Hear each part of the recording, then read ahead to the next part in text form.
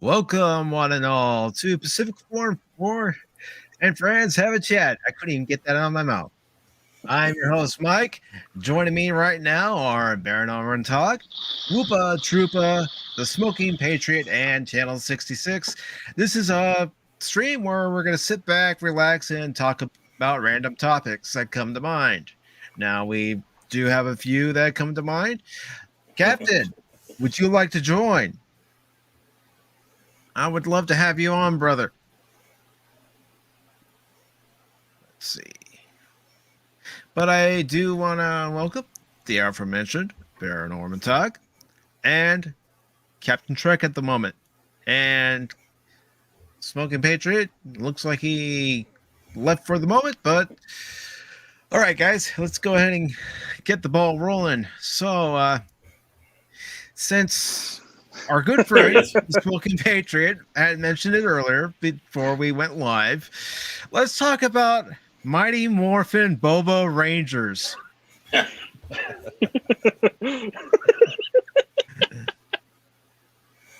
All right, let me also send out an invite to Captain Trek. So, Common, your thoughts on Mighty Morphin Boba Rangers? So I'm just going to stipulate this. I have not watched any of the show. I honestly didn't think there was a reason for the show to even be created. So I haven't watched any of it. I'm just going off of what I see with the several still shots.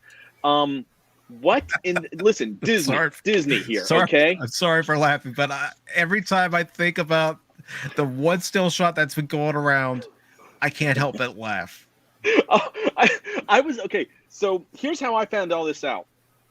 I was doing some DoorDash, and I'm listening, and then I see this little thing pop up on my thing, and it was Jeremy from Geeks and Gamers, and he comments, he's like Power Rangers in Star Wars or something like that, and I'm like, wait, what? So I quickly get done, finish off that delivery, hit pause, and I watch the video, and all I could think of is, Disney, I know you own Power Rangers, you owned all rights to them and everything, like 15 years ago, but dear God, I mean, how much more obvious can you get that you haven't, that the breakup was not a good breakup with you two? Like, seriously, I mean, oh my God. Okay. And I'm a Power Rangers fan. I'm wearing a Green Ranger shirt right now. I'm still a diehard Power Rangers fan. Seeing this, okay, if this was on Coruscant, okay, let me ask y'all, if this was on Coruscant or another big bustling city, okay, like, or planet, would you even care that you see 4 like scooter-looking hover bike things flying around? Would you care? I wouldn't give it a second thought. Yeah, but on Tatooine, where it's pretty much monotone almost in the color scheme of everything around, who in the... I can't even. I can't even. Why? Why do you have to go pull a Power Rangers move? What, are they all of a sudden going to say, yes, we transform into little cyborgs too? Really? Dear,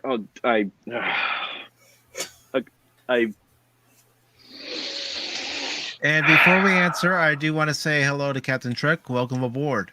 Thank you. Hey, Captain Trek. Hey. I mean, how are you doing today, sir? I'm doing all right. It sounds like I'm doing better than this discussion is. Oh my word! That sounds horrible. By the way. Yes. I hate to say I'm going to have to watch the first 3 episodes, and oh God.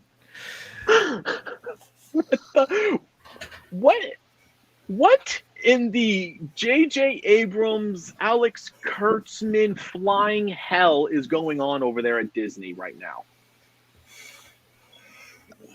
I could say it, but it might get my channel canceled. Okay, you know That's what? why you got the disclaimer. Yes, well, the disclaimer only gets you so far, though. Yeah, that's true. Shit. They have identity crisis, I think, over there right now at Disney. Honestly, it's like, the problem I see with Disney is that they buy these IPs and they know absolutely nothing about them, and they don't know what to do with them by the time they get them. well, that's just Yeah. it. I mean, they don't know what's going on there. They all think everything's homogenized. Everything is one blank slate across the board. It just doesn't matter. You just slap a name on it, not realizing that each one has its own universe inside it, their own rules. And yeah, I mean, absolutely right. You saw those scooters in front of Dex Steiner. You wouldn't think anything about it. You get a chuckle going, yeah, I can see that. Definitely, that Coruscant would be a place for that, or even, uh, but on Tatooine, we all know the harsh conditions. Look at Luke's land speeder, and all the other vehicles around there, the sandstorms, everything. Just those things must have just got off the transport. Let's just put it that way, because they wouldn't last that long. Yeah.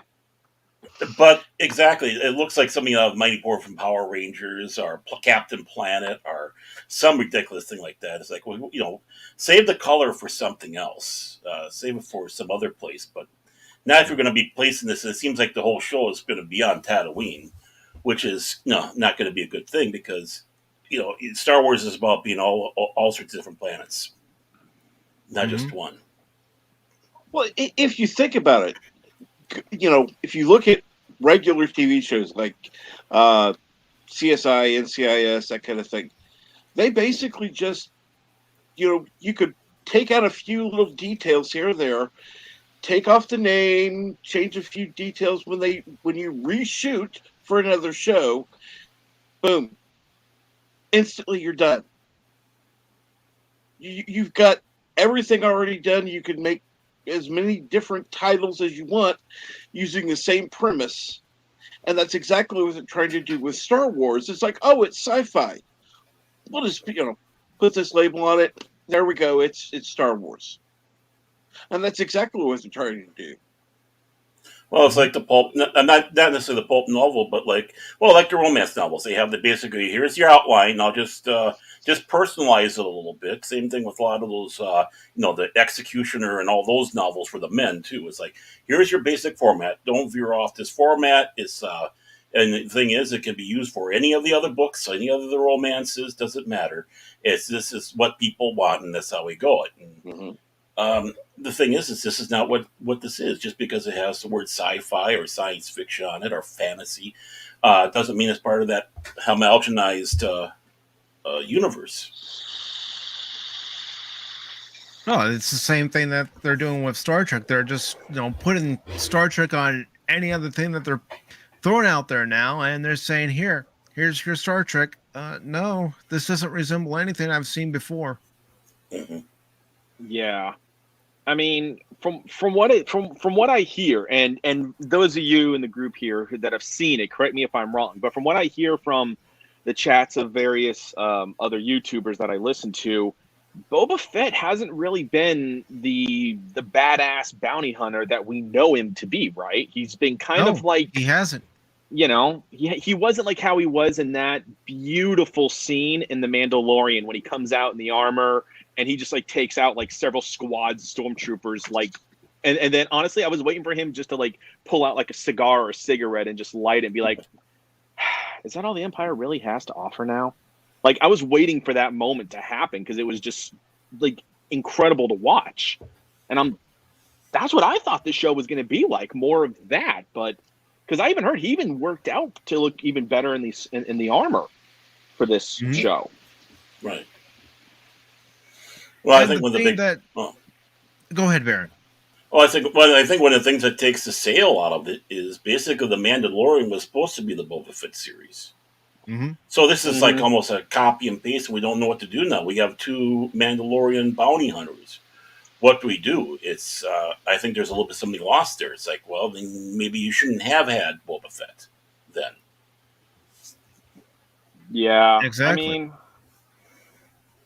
yeah, because who was it? Ryan Cannell put up an interesting theory that because Disney said that expanded universe is no longer canon, that they're pulling elements from it because there's been teases that Thrawn is going to make a big thing. and that supposedly Ezra will be like a dark Jedi or a Sith at his side, and then you're going to get, you know, the Mandalorians, and then all these various factions under Boba Fett, and then you're going to get, you know, kind of like pull stuff that are reminiscent of stuff you'd find in the EU to combat Thrawn. That's what Ryan thinks. And granted, I didn't dive too heavily into the EU. I just couldn't afford a lot of the books and the comics and everything, so I'm not as knowledgeable on that, but that's what it sounds like they're kind of doing, because Mandalorian season 3 is, rumors are that it's going to be all about taking back Mandalore. Mm-hmm. And then if you get that, and then Boba Fett, and then supposedly with the Ahsoka series, that's going to bring in the Force user side. I don't know, Ryan. It's just a theory that Ryan has, but the way everything's lining up, I mean, to call him wrong, I think, is a bit premature at this point, based off what I'm seeing. Well, I think he's right. I mean, we've seen that along the way. They've been cherry picking out of the EU what they want to bring into the new Disney universe. I mean, even all the way having Valance, the first true super badass bounty hunter in the comic book series, they brought him back in the comic book series and utterly destroyed the character. You take a look at the rise of member berries, or the rise of Palpatine, whatever you want to call that last fiasco. And so many of those elements were stolen straight out. Now, I'm not saying stolen because it's like, if that's the case, you should have just done it Dark Empire. I mean, so many elements were straight out of there. And of course, Kathleen Kennedy goes, well, we don't have a roadmap. Well, BS. You had the treatments, you had all that. Now it's like, how can we try to get people back? What I'm fearing is that what we're seeing now is member berry wars. They're so busy trying to cherry pick all this stuff in for old time fans like me, the UU fans and such, to say, see, we're placating to you, but there's no way you can keep this path up if it's going to lead into that trilogy fiasco. You cannot have this go there. And yeah, like this is something that, you know, Ryan and the crew have talked about before as well, is just the galaxy feels so small. Like, why is this on Tatooine again? You're telling me, like, I understand why it would start there. You know, it makes sense. Obviously, you couldn't not start there. But why is everything, you know, oh, hey, we're going to Tatooine. Hey, we're going to this, you know, everything's like the same as before. That's where the Mandalorian mostly was, Tatooine. Now this is on Tatooine. Like, what the heck? Like, why is everything? And then they always meet Ahsoka. Well, not always meet Ahsoka, but, you know, Mandalorian, they meet Ahsoka. They keep meeting all, you know, they meet Luke. They meet everyone. Even some of those moments were cool, but it's just like, man, how is this giant galaxy far, far away, and yet everyone keeps bumping into each other at the same spot? Like, how does that work? Yeah, I agree. I mean, all the interconnecting is just too ridiculous. I mean, we had it with the EU, was a lot broader, and even through eras, you know, thousands of years of connection, where you could see like the evolution of the theory of the mythology of Luke Skywalker coming and bringing balance to the Force with the Tales of the Jedi comics 4,000 years before the original trilogy, stuff like that. But still, it branched out. They weren't necessarily bumping into each other all the time. I mean, when Wedge went out with the X-Wing squadrons, he was out by himself. He was away from everybody else. He hardly had any contact with the other characters. He had some, but not much, which is understandable because of what they are. But it was, you had this bigger, huge universe you felt like you were in, even with the old original Star Wars comics from Marvel. The moment Disney got his hands on it, and my one friend sat back and said, the thing about Force Awakens is it just seems to make the universe seem a lot smaller all of a sudden. I mean, you're able to see the destruction of Hosnia from Maz's planet. And they try to have some sort of BS garbage to backtrack saying why they were able to see it. But it's like, no, it doesn't work. You made it seem like instead of being... one person described it. To travel across the United States in the Star Wars universe, to travel across the galaxy in the Star Wars universe, is like traveling across the United States in the 1920s in the Model T. That was kind of the same analogy about how long it would take you to get from one to the other. Now it's Yeah. like, okay, let's just jump in a Ferrari, jump into that Concorde, and we're there in a heartbeat. Boom, no problem. And which is not the case. Yeah. Well, I mean, even go to Rise of Soywalker. Once they discover the plans that the Emperor has, they say, "What? We have 17 hours." So from that Mhm. point on, 17 hours elapses up until when you see the Emperor's fleet starting to take off and everything like that. It's like, okay, Mhm. Lando, I'm going to go get some people. You got an entire quote unquote, oh, it's the entire galaxy, it's the people, this enormous fleet to show up. When we know in Star Wars, there's all sorts of classes of hyperdrive, and each class can only Mhm. go so fast and go so far. So, and all these ships are of like fighters all the way up to like battleships. Like, how did all these ships in a matter of say 6 hours all meet at this exact same point from all over? Where is the, even in Clone Wars,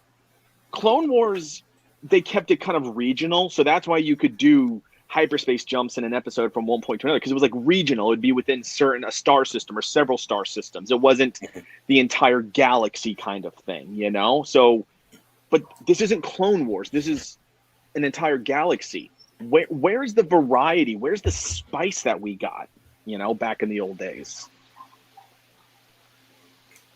Gone. Yeah. It's gone. They don't know how to do it. J.J. Abrams was out there saying about how much he loves Star Wars, but he kind of proves to us that uh, he doesn't know a damn thing about Star Wars. He doesn't even know how to put the proper feel in it. I mean, it comes right down to even that. What type of feel are you putting into the product? Between The Empire Strikes Back and Star Wars, you had a new director coming, Irvin Kershner, who was Lucas's instructor. But Irvin Kershner, who is a man on his own. He's a man who has his own career, his own viewpoint, was still smart enough to know I keep the things how Lucas originally had it. I do the framing, I do the wipes. Yes, this is my movie. I'm bringing some of my stuff into it, but I'm still going to keep the tone. And what I mean by the tone of the universal tone of this franchise together. I'm not going to become wild and have some little bad robot come out in the beginning saying, hey, it's my film, instead of this is a Lucasfilm production. And even, well, it's hard to say Mark Juan or however you pronounce his name, the last director, because pretty much George Lucas shadow directed on him. But still, everything was okay. We do wipes, we do this. There's a certain feel this universe has. And when it got to Jar Jar's hands, it's like, oh, screw it. I don't care. So you had 6 films that had at least aesthetically the same feel, and then 3 films that's like, what the hell is this mess? Yeah. Yeah, it's Star Wars, as long as it's in Disney's hands, is dead. Now maybe if Fox or Netflix or one of them got a hold of Star Wars, maybe there could be a chance. And I'm talking remote possibility. Mm-hmm. But as long as Disney's got it, you're killing off your cash cow. Because the thing is like, I'm only 33 years old. But when I have kids, they're going to learn about Star Wars. But they're only going to learn about the original 6 and everything with the original 6, all the lore and everything in between. If they want to watch the other 3, I'll say, okay, watch them. But I don't know if you're going to like them, because Right. I'm going to, and it's Star Wars is a generational thing. It's like, it's a ritual passed on from generation to generation. And it's like, this generation doesn't care about Star Wars anymore because you haven't given them Star Wars. You've given them fake Star Wars. You forged Star Wars onto shit. Right. And the same thing with Star Trek, same thing with Doctor Who, same thing with many of these other rich mythologies that we have for kids. And it's just like throughout the ages where they sit around the campfires, they tell the same stories over through the generations. And these stories were strong because they were part of a connection that you have as a people, as a group, as a family, as an individual. And so one group of people might not feel that they're part of it. Well, you got your own. I mean, you're Yeah. welcome to come here, but don't change ours. But you have your own over there. Just stay with your own. Then that's not being insulting. It's like, hey, at least you got that blessing to do that. We're not stopping you from doing that. I mean, look at what you're attempting to do, or trying to do, or going to do with the Tolkien franchise. I mean, utterly obliterate without basically they had to wait till Christopher Tolkien died, and now let's destroy that one. Let's rape it across the core and absolutely pervert it from what Tolkien was intending his universe to be. It's not deconstructing; it's a perversion. Yeah. Yeah, and that's the thing we were mentioning with like these kids aren't going to care about like Hollywood. I think that's the big thing with like it's kind of sad, but it's also kind of positive. It's like a give or take. Is like I think Hollywood's already lost. Like Gen Z, which I'm Gen Z, so just to make you guys all feel old. Thank you. Thank you. But like I like film stuff. I do. I love Star Wars, but I'm not into his stuff as much as I did. And now, I mean, I was growing up during when video games were really getting more into classic video games are awesome, but not necessarily the storyline based. Nowadays, if they do it right, which is still a big if, you can have a game that's basically a playable movie. And video games have their own problems, but they're certainly better off than Hollywood is, at least in terms of wokeness. And like I know this is anecdotal evidence, but I am the oldest of 8 siblings. I asked all of them. I said, "Hey, if you wanted to, if you could only have one thing, you can either play all the video games you want for the rest of your life, or you can watch all the TV and movies you want for the rest of your life. But whichever one you pick, you can never do the other one again." All of them, except for the one that's too young to talk, all of them said video games. They'd rather have video games over TV and movies. I guarantee if you said that, to a group of kids 2 decades ago, that is not the response you'd get. And it's not like they don't watch TV. It's not like they're not interested in it. They love TV. But you give them the choice, they'd pick video games. And I think that's telling. I don't think movies industry are going to die out or anything. But I think the thing is, Hollywood eventually is going to have to deal with the fact that they're not the big fish, not even close, because they screwed up all their fan goodwill. It's kind of funny you bring that up, because I remember about 20 years ago, 25 years ago, I think it was about the one time that Wing Commander came out. They had not Roddy McDowell, but Malcolm McDowell and Mark Hamill in the cutscenes, and they're talking about how the future of entertainment will be basically video games, because there'll be movies that you are part of.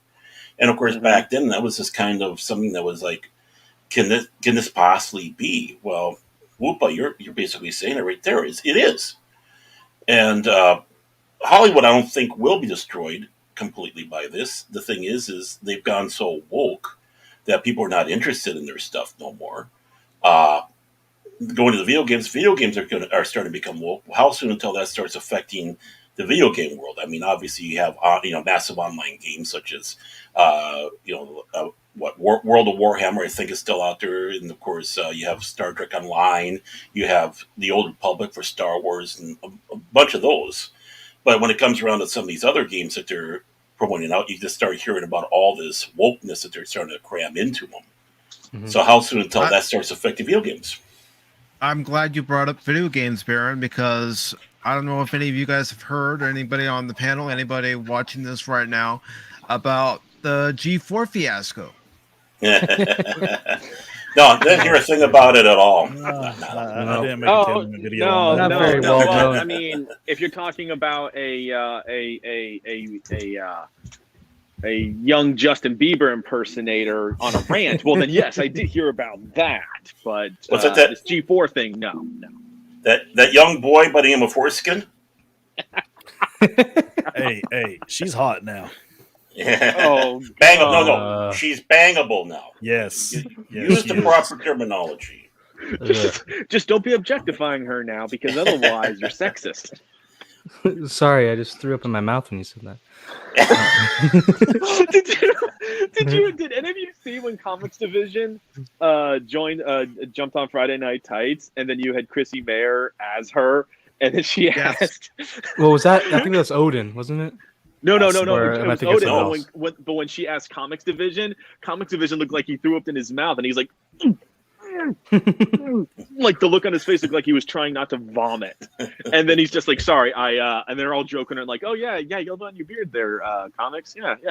It was that. My favorite thing was the Odin thing. That was Oh, hilarious. the He just Odin watches, and he just says it. He's not in. He just pops in. His face is like, what the heck did I just come into? Did I just hear that correctly? Oh, that was gold. And remember, from now on, we got to do this.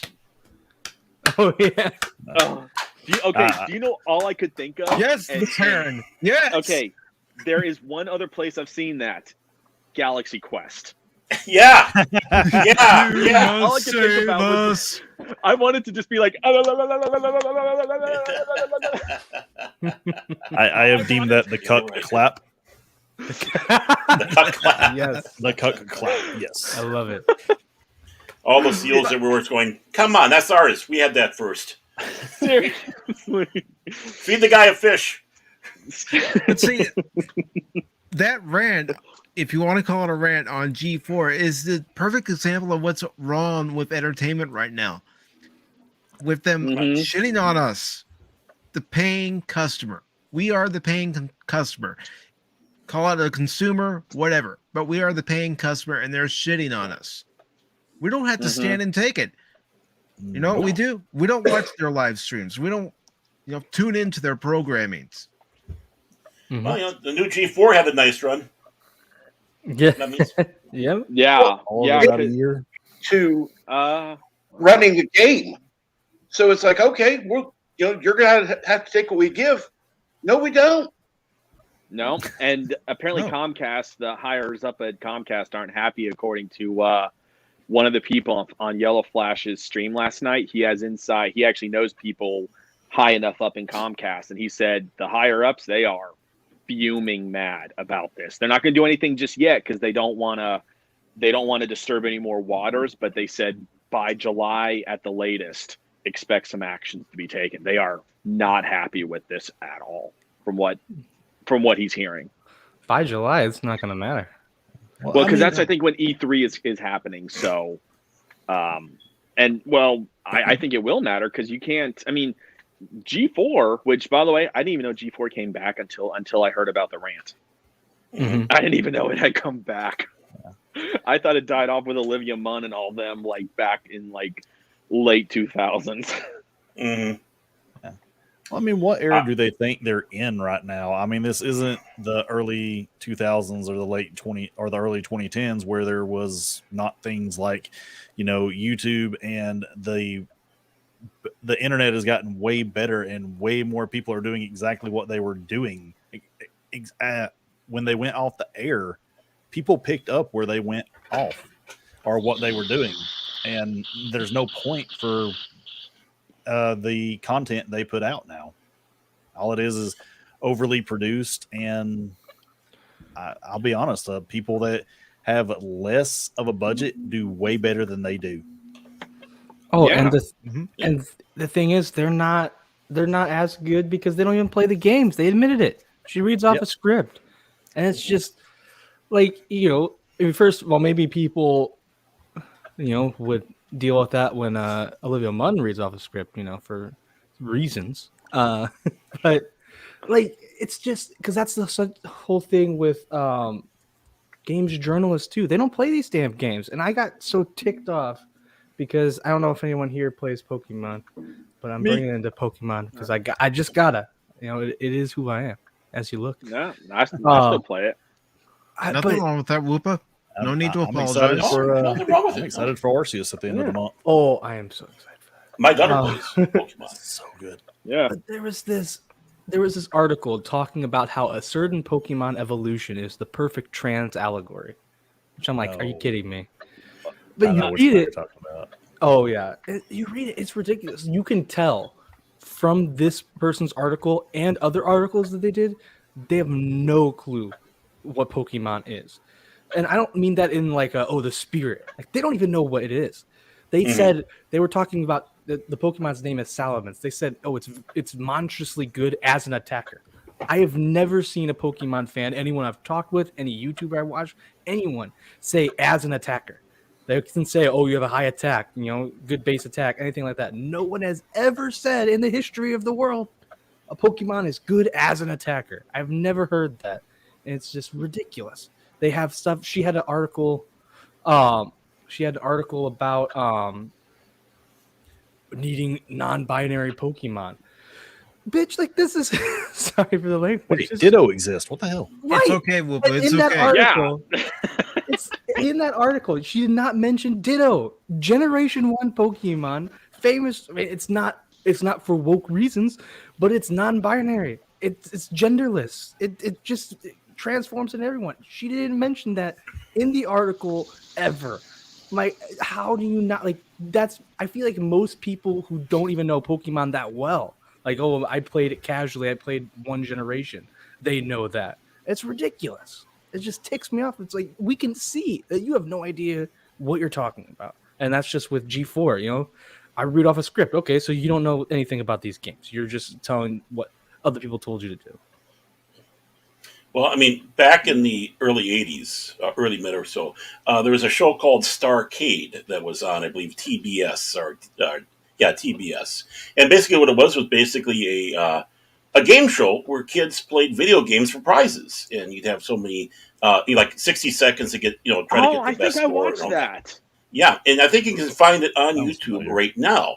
And they had two hosts. They had one host, he only lasted like about a season at the most. And they had a guy by the name of Jeff Edwards come in, a classic game show host. And the big thing he did was, when he knew that he was going to get this job, he went out to arcades. He started playing arcade games like mad. He talked to the kids that were in the arcades. He would go around the set of the show and play the game, so he had an absolute knowledge of what he was talking about when he went out there and was talking. And it showed from the first host and the second one, and which of course granted all us old kids respect for this old fart going out there and knowing this shit. But that's just it. It's part of the fact that are you going to do your homework? Are you going to know something before you open your mouth? Or are you just going to spew forth word salad and vomit it all over everybody? It's just... Patriot, how many times have you and I cursed while playing War Thunder? I've cursed in my Godfather accent. I've cursed in Norwegian. I've cursed in English. I've probably even cursed in Klingon. I mean, the thing is, if you're going to comment on video games, you don't have to be an expert. Just put a little bit of time. A few hours in, just so you get the base idea of the game. And you can obviously say, well, I played only a few hours, but this is my feel of the game so far. And obviously people deeper into the game are going to have their comments about, well, you haven't gotten to this part or this part. And that's a fair statement. But again, if you stipulate, let's say for hypothetically, somebody's played Red Dead Redemption 2. And they've only gotten, say, 10 hours in. So they're just past all the learning stuff. And they're actually getting into the more open world side. Their comments are going to be different than somebody who's, say, 40 hours in. But at least both players have a general idea of the game and can at least talk about that aspect and whatnot. Don't be don't be on, like, with G4. You can't say like, oh, we don't play this stuff. We just read scripts about it. Yeah. Yep. That's like somebody who's reviewing a movie who's never seen the movie. And before we continue, I do want to welcome. Do you think we are? Before we continue, I do want to welcome Master Paul. Welcome, Captain. Thank you. How are you guys? I have two captains on the panel: Captain Trek and Master Paul, Captain of the USS Tuesday Night Trek. Well, I'll tell you what. I'm willing to put aside the captain title today and be Master Paul. And we've got a Baron over here too. We've got a whole crew. How are you doing today, Paul? I am doing good. It is a blizzard outside my house right now, and I was just on stream with Phil TMNT for a little bit. Okay. I bet that was a lot of fun. Nice. It was. We talked Star Wars, we talked Star Trek, and we talked a little bit of Kingdom Hearts too. Okay. By the way, Baron, nice cat. Oh, thank you. That's Mr. Mouse. Yeah. Oh, you're gonna now that you said something, you're gonna go away. Okay, go that way. Yeah, that's my. Yeah, that's Mr. Mouse. Nice. So far, Paul, we've talked about the Book of Boba Fett, and we're also currently discussing the G4 fiasco. Okay. Book of Boba Fett, everything that I said last night, and I'm gonna say it tonight on my channel. The things that I like about this show are getting better. The things I don't like are getting worse. For example, things I like getting better, we're seeing less flashbacks. Things I don't like getting worse, the dumb speeder bikes that look like they're coming from the Jetsons. And as far as the G4 fiasco, I really have nothing to say about that because I barely watched the original G4 when it came out. The only thing I really liked from there was the Ninja Warrior series. I could care less about everything else, but yeah. Ninja Warrior series. Yeah, they did. It's basically the Japanese version of Wipeout, where they Oh have to yeah, show... so they did that. Yeah, they did that. Yes, they did. Yeah, I that knew was Ninja Warrior. originally I didn't know there. that they Yeah. did that. I thought you were talking about something else. I'm like, oh, I love Ninja Yeah. Warrior. Oh, that. Oh my gosh. Yeah, Ninja Warrior started in Japan originally. Yeah. Yeah, Mhm. that's where we used to watch it. I haven't watched. We don't really watch the American one. And one of the topics you wanted to talk about today Yes. was wrestling. Absolutely. That's right. All right, so basically, Mike, I'm curious what got you into wrestling. Because real quick, before you answer that, quick plug for my channel. In 2 weeks for our Sunday stream, we're going to be doing a wrestling stream reviewing the 2022 Royal Rumble. Yes, I'm looking forward to that. And to answer your question, what got me into wrestling? At the time, I'm a young kid in the 80s. So seeing these, because that's what they are. These over-the-top characters stepping into the ring and the theatrics that they would pull, that's what drew me to wrestling. And then as I got older, I started to appreciate the athleticism. Because, regardless of what some people say, wrestling's not a sport. It may not be a sport, but guess what? Those men and women in the ring, they're athletes. They have to train. They have to work out. They have to make sure that they're physically fit to handle, 350 days or however many days it was that WWE, put them on the road schedule. I can't remember the exact figure anymore. But, to be able to put up with that stress on their body every night, you've got to be an athlete. Yeah. Well, it's a stunt show. It's a glorified stunt show. Yeah. You have to be Yeah, on top it's a- for that. Well, I was going to say, these are much like stuntmen that have to be well trained. Okay, so it may not be a quote unquote sport, but there's a performance to it. There's, you have to be well trained or else you're going to get hurt or killed. Period. Mm-hmm. I mean, look at what happened to Owen Hart. They were pulling a stunt at the King of the Ring, and because the stunt went wrong, Owen Hart lost his life. Yeah. Another example is Darren Drozdov. He got paralyzed from the neck down. Yeah, that was a match between him and D'Lo Brown at a SmackDown taping. And that's one of the reasons why you don't see WWE do the pile driver anymore. It's because D'Lo Brown was doing the pile driver and, well, it snapped his vertebrae. That being Droz's vertebrae. Another good example of the pile driver going wrong was at SummerSlam 97, Owen Hart versus Steve Austin. Owen Hart botched his pile driver on Steve Austin, and that left Austin with a really badly injured neck that ultimately forced him to retire in 2003. Yeah.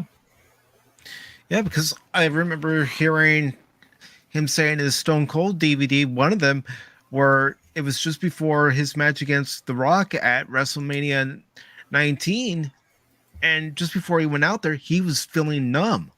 He was going, "Oh no, what am I going to do? I'm not going to be able to get out there and perform." And he was scared because he thought he was going to be paralyzed because at one moment he couldn't move. Yeah. Well, I mean, it's all it takes is one wrong move. I mean, even the light stuff where they grab the wrong chair, which they've had in the past, and banged it over somebody's head, that can cause a lot of damage to people. I used to be part of a live steel combat group, which is basically, think about wrestling, but we had steel swords running around and swinging at each other, and they're dull. They weren't real, and of course, we had our rules. Okay, you can only hit at these parts, and we had the certain moves. So it wasn't, even though we had choreograph, not necessarily choreographed, but what moves were allowed. It was an unchoreographed stunt show, and I know there's been a few moves when I was out there, and one guy came in with a battle axe and got me in the hip. Of course, I went down because I was supposed to go down. He's going, "Are you okay? Are you okay?" It's like, fine, go out, kill somebody, kill somebody else. The worst damage that we actually had, was a writer friend of mine, Lars Walker. He actually had a finger broke, and that's one of the most devastating things you could do to a writer is have his finger break. But yeah, I mean, but it all does is take one wrong misstep where you're supposed to zig instead of zag, and you can have a good injury. Yeah, because one of the things that my uncle. Go ahead, Comic. Go ahead. Go ahead. No, go ahead, brother. Yeah, my uncle, he used to do the like the whole medieval like simulated fighting where the guys literally dressed up in actual chainmail, plate armor, and wooden metal shields and all that. And for swords, they used a wooden rod with a PVC over it, and they spray painted it like gunmetal gray or something like that. But they were taking full blown hits. Like these guys, Right. like I remember they did a practice. It was 30 of them, and they were doing mock battles. And he's taken off his armor, and he's got a bruise on his bicep, bruise on his one rib, bruise on his leg. And we're not talking little bruises. We're talking those deep blue ones. Like, and I'm like, has anyone ever gotten killed? He's like, no. He's like, the armor helps protect us, but still, he's like, he's like, the worst I've known is a guy got a pretty good concussion when there was like the mass battle where there's like 1,000 people that show up to one of these things at wherever it was. He's like, I knew a guy that got a really bad concussion one time. That's the worst. And even after then, we said if you hits to the head, it can only be with a shield, no longer with swords. Right. I think this group you're talking Because about of is how much force.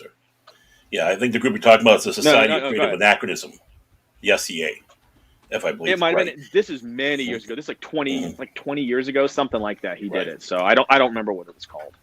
And of course, they used to come around to us and say about how crazy and insane we are. It's like, well, no, you don't understand. We don't hit each other at full force with these things. We learn to roll the blades. We learn to, and no matter how well you train to do that, obviously something can go wrong. But we learn to roll the blades so it looks like you're doing a dramatic hit on somebody. We're wearing some of us are wearing armor. Some of us aren't wearing armor. I went out with both with or without armor. The only stipulation is we're supposed to have a helm just in case. And of course, we had the round shield because we're Viking era, so we had the typical round shields and such like that. But the big thing is no, you don't hit full force on somebody with even with a wooden stick because that can cause damage. The one thing people don't realize in the Middle Ages and such is the armor was great to protect you from being cut, but it didn't mean that you weren't beaten to death, which some people literally were. Yeah. I mean, that if I remember correctly, that's why weapons like maces were invented, because, mace isn't going to cut you open, but it'll cause enough blunt force trauma that it will really, really do some damage on you. Yeah, Right. or the, what was it called? The Warhammer, where it's like a hammer on one end and basically like a curved spike on the other, basically. Mm-hmm. You know, The can opener. To either get the blunt force or to pierce armor, depending on what you want it to do. You would just rotate your hammer, basically 180. Mm-hmm. So, yeah. So,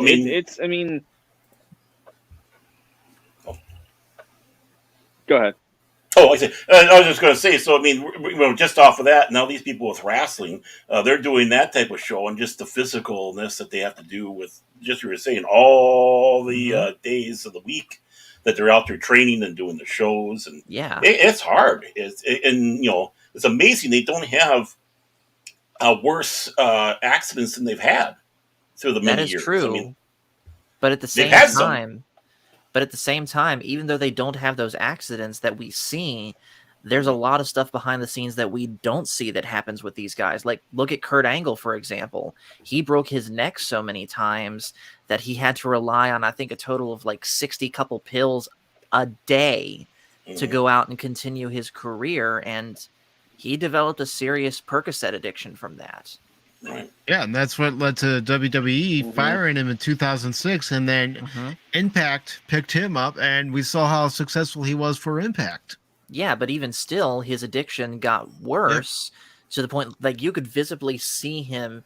He's still muscular, but his addiction's causing him to lose mass, and he's doing crazy things in there half the time because he can't feel it.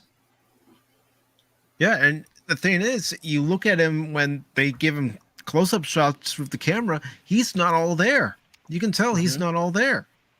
Yeah. Or the most tragic example of this, Chris Benoit.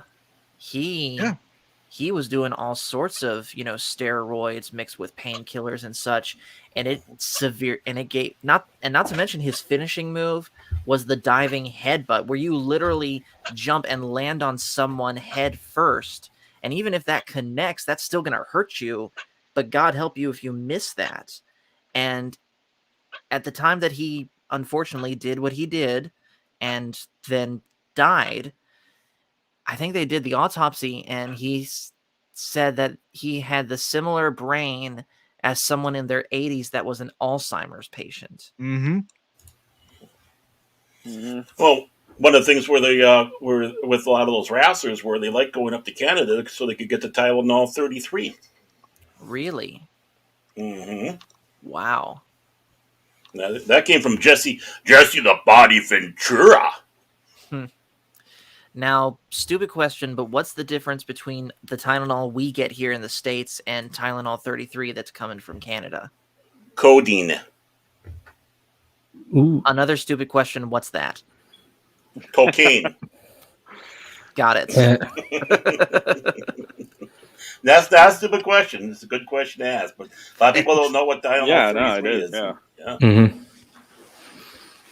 Yeah. Well, I mean, y'all remember, what was it? Probably 5 years ago, something like that, when the whole thing, when Stephen Amell, the actor, like that whole thing. Y'all remember that? I mean, I followed Stephen Amell at the time on social media, and after they actually did the whole actual wrestling match and everything like that, he's showing off, and he's like, I put more work into training for this than I did for all the stuff you see in Arrow. That's child's play compared to all the physical work I had to prepare for this. And he's like, it takes such a beating on your body to go through these matches. He's like, I am sore. And this is a week later he posted the video.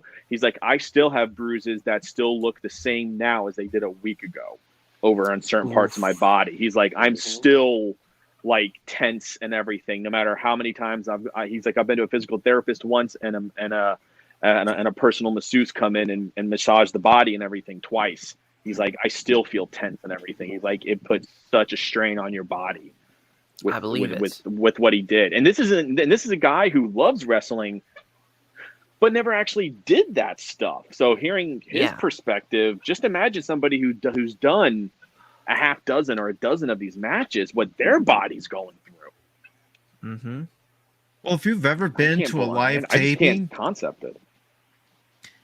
The padding that's actually on that ring never had the chance. Isn't very much. Yeah. It's literally a sheet of canvas over a row of 2x6s. No give. Doesn't look very comfortable. I as much as people want to mock wrestling, saying, "Oh, it's fake" or whatnot, I've always been under the impression that sure, some of it is probably stylized and some of it is probably choreographed to a degree, but you see those hits, you can only stylize some of that stuff to a degree. I mean, there is a physical impact these guys are taking. Oh yeah. You know, how much? Well, it depends on the hit and the person and everything, but not everything there is you know, you're not coming out of it feeling better than when you went in. Let me put it to you that way. No. No, it doesn't matter if you're. Especially Go ahead, if you're Paul, go doing, ahead.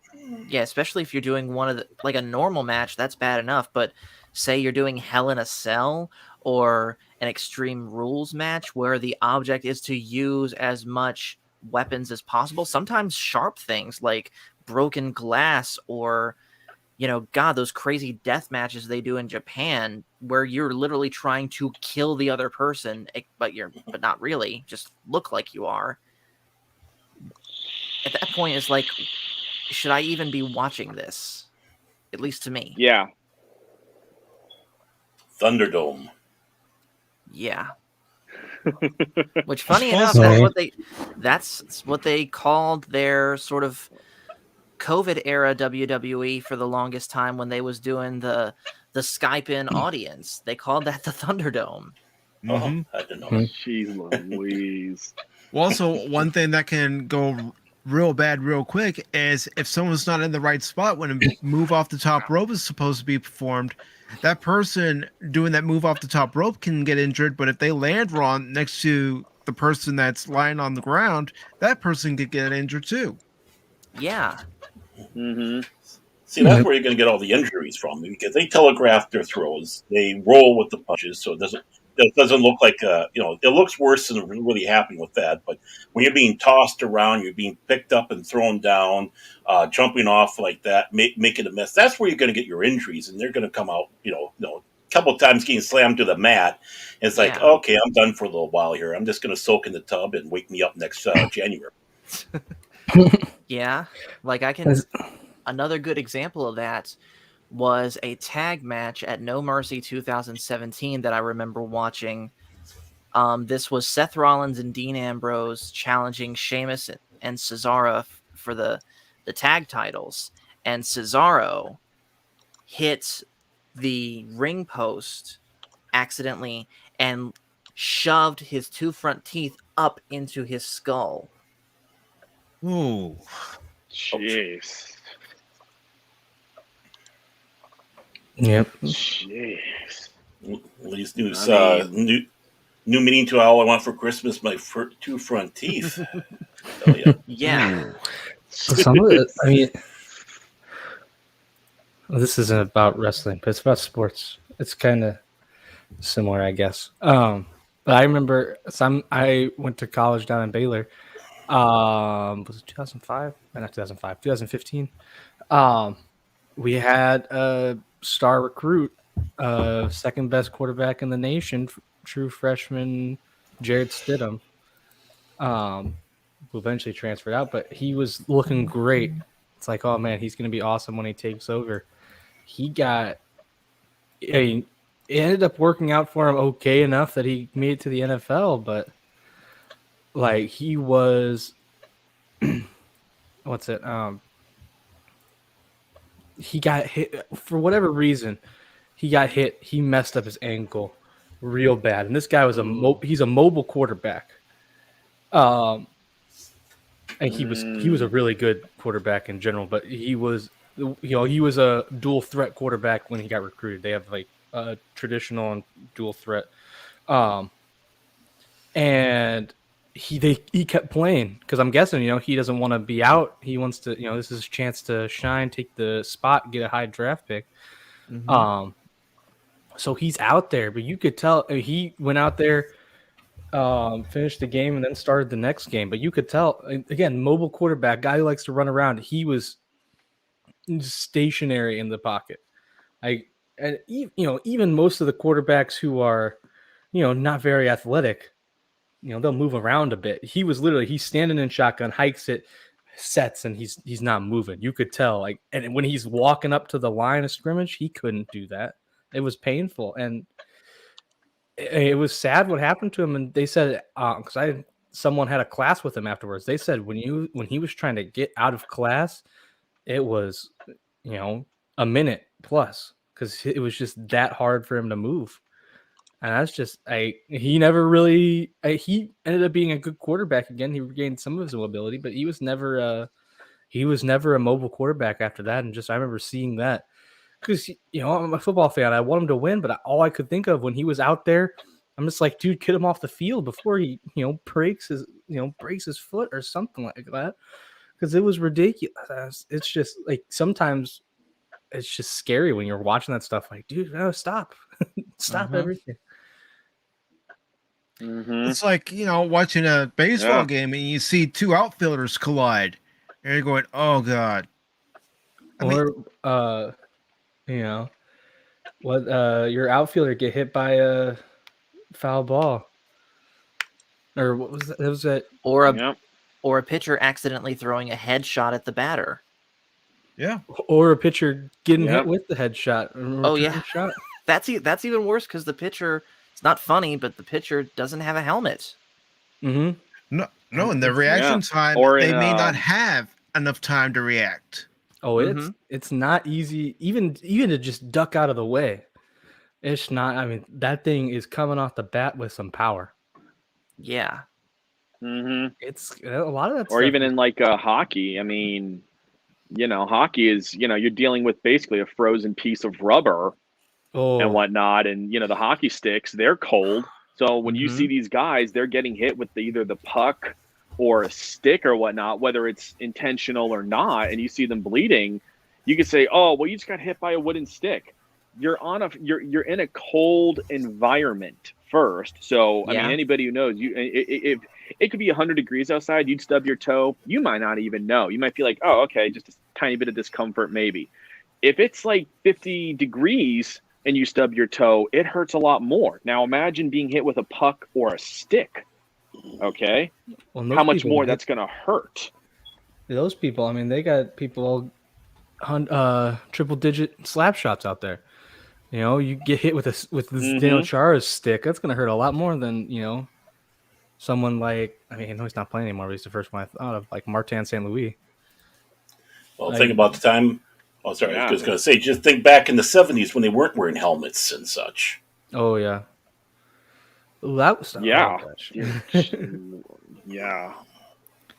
Well, it's like one time I was throwing the ball to a friend, and he was hitting the ball, and I threw the pitch, and the ball's coming back at me, and I had very little time to react. Ooh. You didn't get hit, though, did you? I had to turn my back. I got hit in the back. He's like, "You all right?" I won't for the moment. Ooh.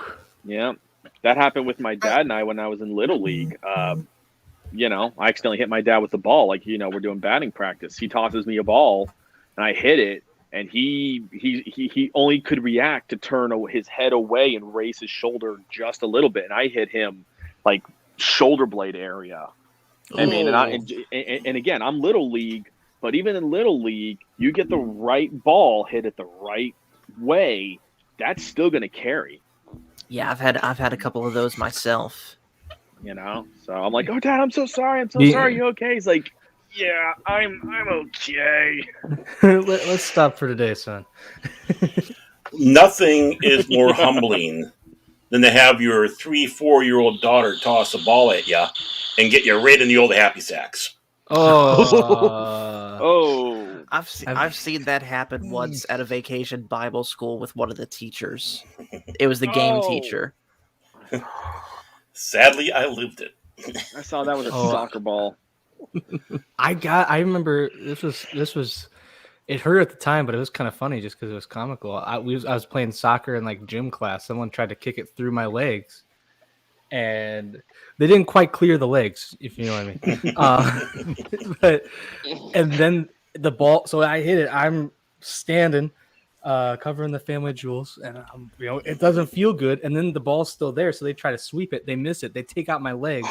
I go up like cartoon style, what's it? Home Alone, Please. Marvin, everyone, and flip up like that and land on the ground. I'm just laying there like, oh. Everyone after that, everyone's like, all right, time out. Are you okay?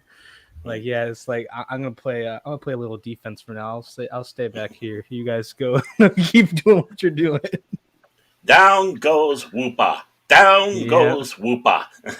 It was not. Oh, fun, I had but that. It was funny. I did taekwondo for 2.5 years, man. Trust me. And we had to wear, the guys, like, you didn't have to wear cups, but our instructor, he kept saying, guys, wear cups.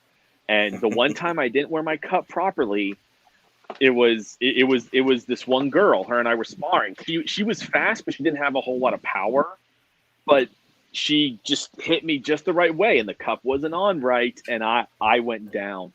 I went down, just like curled in the fetal position, like kind of like slithering over towards the chairs. No. Did you? No. When I used to play football, we'd always do cup checks. I don't know if you guys are not familiar with that. Oh yeah, yep. Yeah.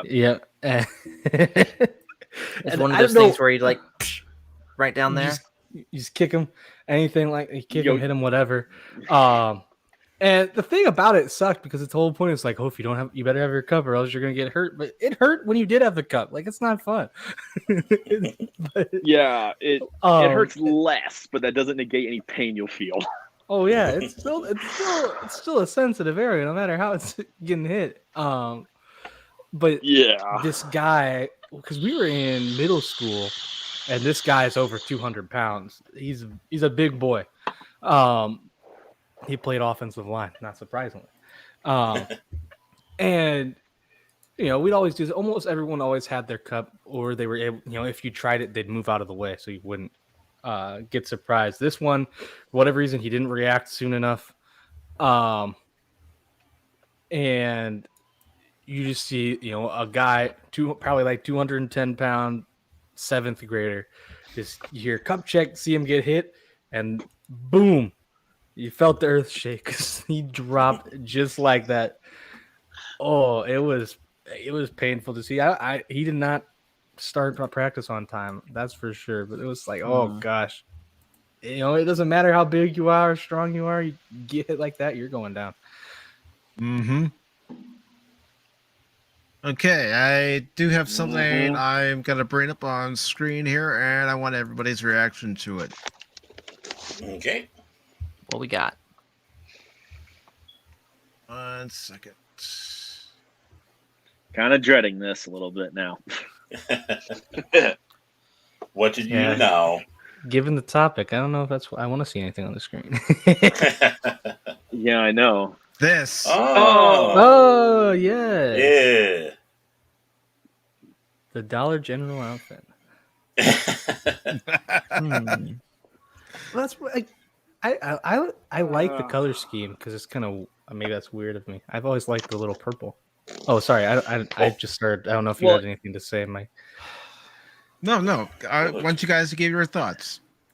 I agree with the color scheme. There's nothing wrong with the color scheme. No. It's the costume. It looks like cheap material. Like, you can tell. Like, hey. I'm going to bring up my own image real quick for a comparison. Okay. Yeah, the color scheme is reminiscent of the original Batgirl with the Adam West TV series. That although the purple wasn't that dark, but it was that purple-yellow combination. Mm-hmm. Yeah.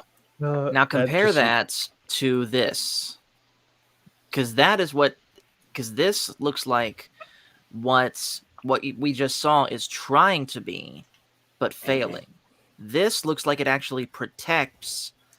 The other thing does not. Mm-hmm. Yeah. Yeah. The other one looks like she could just put it on for a casual night out. Yeah. It's who put it. I think as heel versus babyface put it best. Because this is for an actual HBO like series, isn't it, or something like that? I think so. Yeah. I mean, he says it looks like a CW like outfit. Like it looks like something you'd see on the CW, not like a good high quality production. Yeah. And when input latency see here, cosplayable, that's not an excuse because I follow a lot of cosplayers on TikTok, and some of them, you give them a 3D printer and enough paints, they can make something like the Arkham Knight Batgirl outfit or something like that. Heck, even the Alicia Silverstone Batgirl suit from Batman and Robin looks more protective than what we just saw, and that doesn't even have the bat ears. Yeah, I was gonna say, we say cosplayable now. That's giving it too much credit. Cosplayers do a lot better. Yeah, I mean, I've seen cosplayers with outfits that I'm like, really, that's what we have for this thing, and then you'll be like, hang on, hold my beer. 5 minutes later, here's 10 cosplayers that just beat you like hands down, and beat you while you were crying and curled up in the fetal position as well. They just kept beating you. They're that better. I mean, yeah. I mean, I the outfit sucks. I don't know what else to say. The outfit sucks. Well, my thing too is why does everything have to be all this armored stuff? And the thing is why I bring this up is this is in general a fantasy world that we're dealing with the superheroes and such, the quote unquote tights and all that. I know it got popular with Batman 1989 with Michael Keaton and such in that time there. But why can't we have something like that? We're not we're not coming to superhero shows for reality. If that was the case, we wouldn't have superheroes because there's nothing realistic about them. So we want to have that dose of fantasy when it comes around to that. Obviously, there's something alluring. There we go. I mean, I'm sorry, that still gets me right there with Yvonne Craig as Batgirl. But as it goes, whether it's man, woman, or whatever, these are fantasy figures. They don't need to be realistic. I know they make a big deal about it with Warhammer 40K, and the armors is all inaccurate, and it'd be impossible to have armor like that, especially the Sisters of Battles. Like, who cares? This is fantasy. This is not reality. Can we just leave reality at the door for once and just have a lot of fun? I want to see that. I want to see Yvonne Craig. I can understand explaining it. Like kids are going to watch. It's not real. It's I can understand that portion. But when you're talking about making fantasy into reality, no, it shouldn't be. Sorry, I didn't mean to interrupt. Go ahead. No, it's fine. Oh, you don't interrupt. No. And I'm not even making that statement about making fantasy reality. This is supposed to be for fun. It's escapism. I think for me, it depends on the character. Personally, Superman is a more fantasy type character than Batman is. So yeah, absolutely. Why would Superman need an actual suit of armor if his skin is already armor? Meanwhile, Batman does not have that same bulletproof skin that Superman does, and so he's going to want to add a little bit more protection to that because he wants to keep doing what he's doing. But again, that's just me. Well, except for one area. When you start arming yourself up, it hinders your movement, and Batman's all about making movements too. True. In fact, they address this in The Dark Knight because he starts out wearing that really thick suit of rubber that he gets in Batman Begins, but he notes that I'm carrying too much weight. I need to have a lighter suit, hence why he gets the armor with the plates. And that's sort of, it makes him faster, but they make it clear in the movie that there's a trade-off to this, that it makes him more vulnerable to knives and bullets.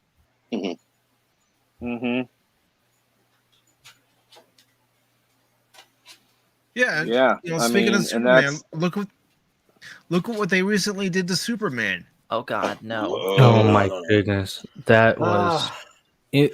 I was telling I super chatted this to Obliviate Ryan. Yes, but I said we always joke about they're graping our childhood heroes. Well, now they literally are. Yeah. Well, that's the thing about it. These guys just take jokes and run with them. And why shouldn't they do that? The thing is they're not even doing funny. Right? Like they should hire me as a writer, and I would literally just not write anything, and they'd be in a better spot. Like, Yeah. I They just could want to hire tell any y'all, of us on the panel, and we could write it better. it's just, like, at this point, they're only doing harm. Like, it's not even like, yeah, they could just not release. They could just cease comic production, and they'd be doing less harm than what they're doing now. Like, Oh, that's yeah. Manga's doing better than comics anyway. A lot better. hey, I just want to let y'all know that I gotta head out. But I Be want safe. to say I appreciate you having me on, and say Not a problem. tell the chat later. And Take care. Take care, man. See see ya. you, man. See you Thank you later. for coming on, man. Drive safe. Drive safe. Yeah. And for anyone who hasn't, please subscribe to Channel 66. He does great content. He talks about anime, just like Brandon, the anime guy, but he also had Tom Connors on this morning. So if you want to catch that, check it out. I have his link in the description below if anyone wants to do that. Fantastic. Hey, Swigs has a comment in the chat. I want to know. I'm curious. He asked a question. And I'm wondering. Okay.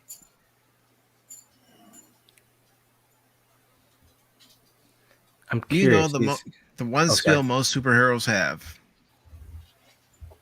Money? Not necessarily. What's it? That's a meme. You know, I'm half Batman, half Spider-Man because I got no power, no money. Well, even Superman didn't have money. I mean, he came from Smallville, for crying out loud. But at the same Sure. time, he did have a somewhat well-paying job as a writer for the Daily Planet. Mhm. Yeah. I have no idea. Although That's a good question. Hmm. I mean, I would say, well, I'd say they're wits, but I mean, not. I mean, that's, I guess, very. You could honestly say that depends on the person. So, I don't. Okay, yeah, all right. I give up. I give. the ability to disguise oneself. I don't know. That's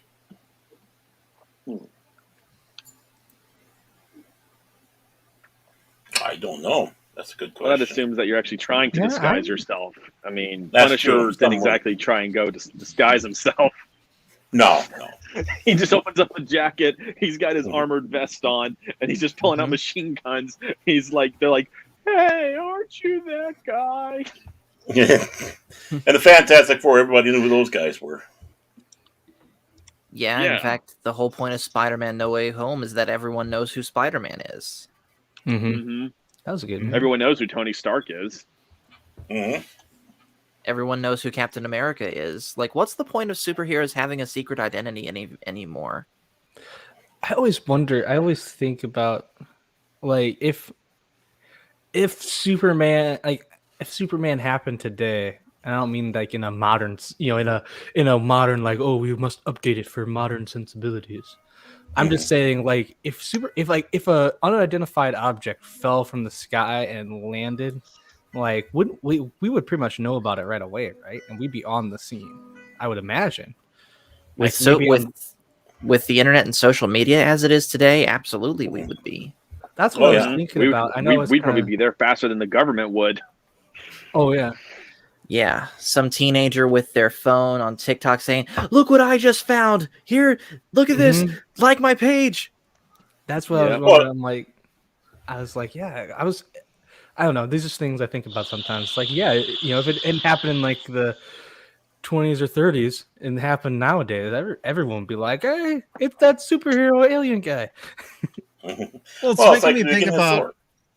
it's making me think about a scene in the live action Transformers movie that came out in 2007.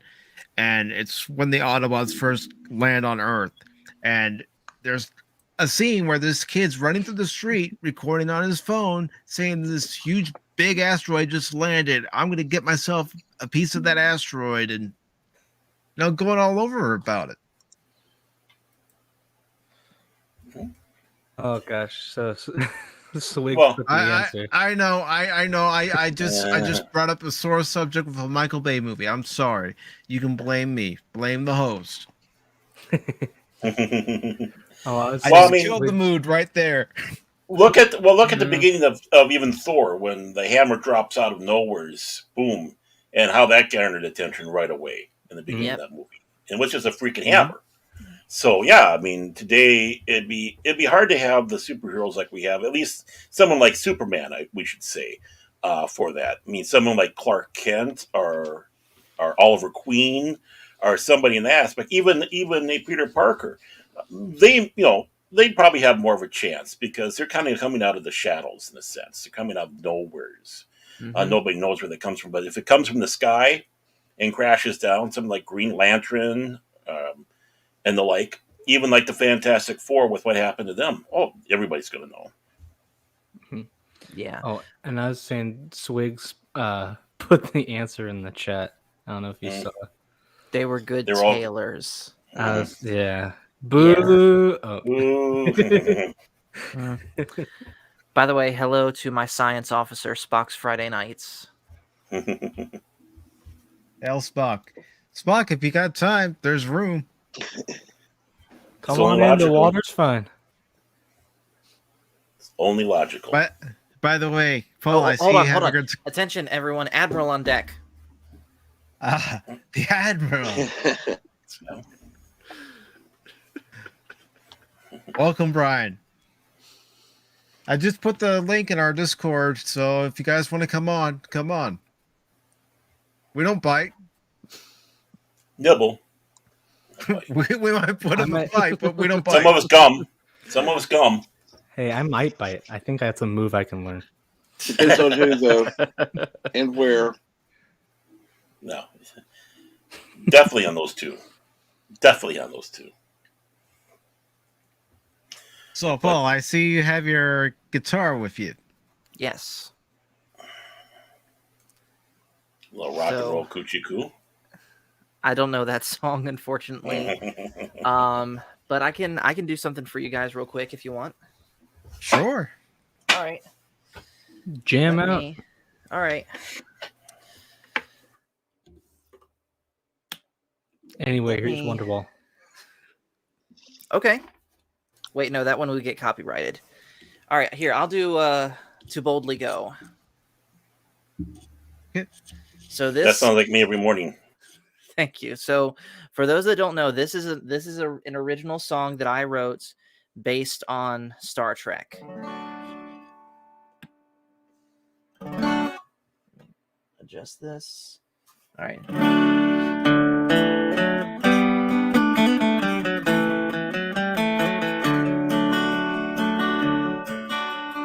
Have you looked up to the sky and seen the stars above and felt the urge to fly beyond this earth?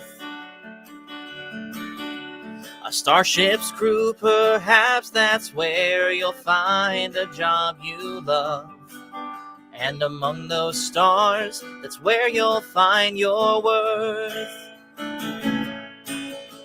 To boldly go where no man has gone before. To see what other planets have in store. This galactic exploration, there's no greater feeling sensation than to boldly go where no man has gone before. Whether fighting some Klingons or a madman from SETI Alpha 5, there always will be challenges to face. But if you overcome them and you make it home alive, you'll always cherish the time you had in space. To boldly go where no man has gone before. To see what other planets have in store. This galactic exploration, There's no greater feeling sensation than to boldly go where no man has gone before. Thank you, Jeremy Swiggs. Than to boldly go where no man has gone before.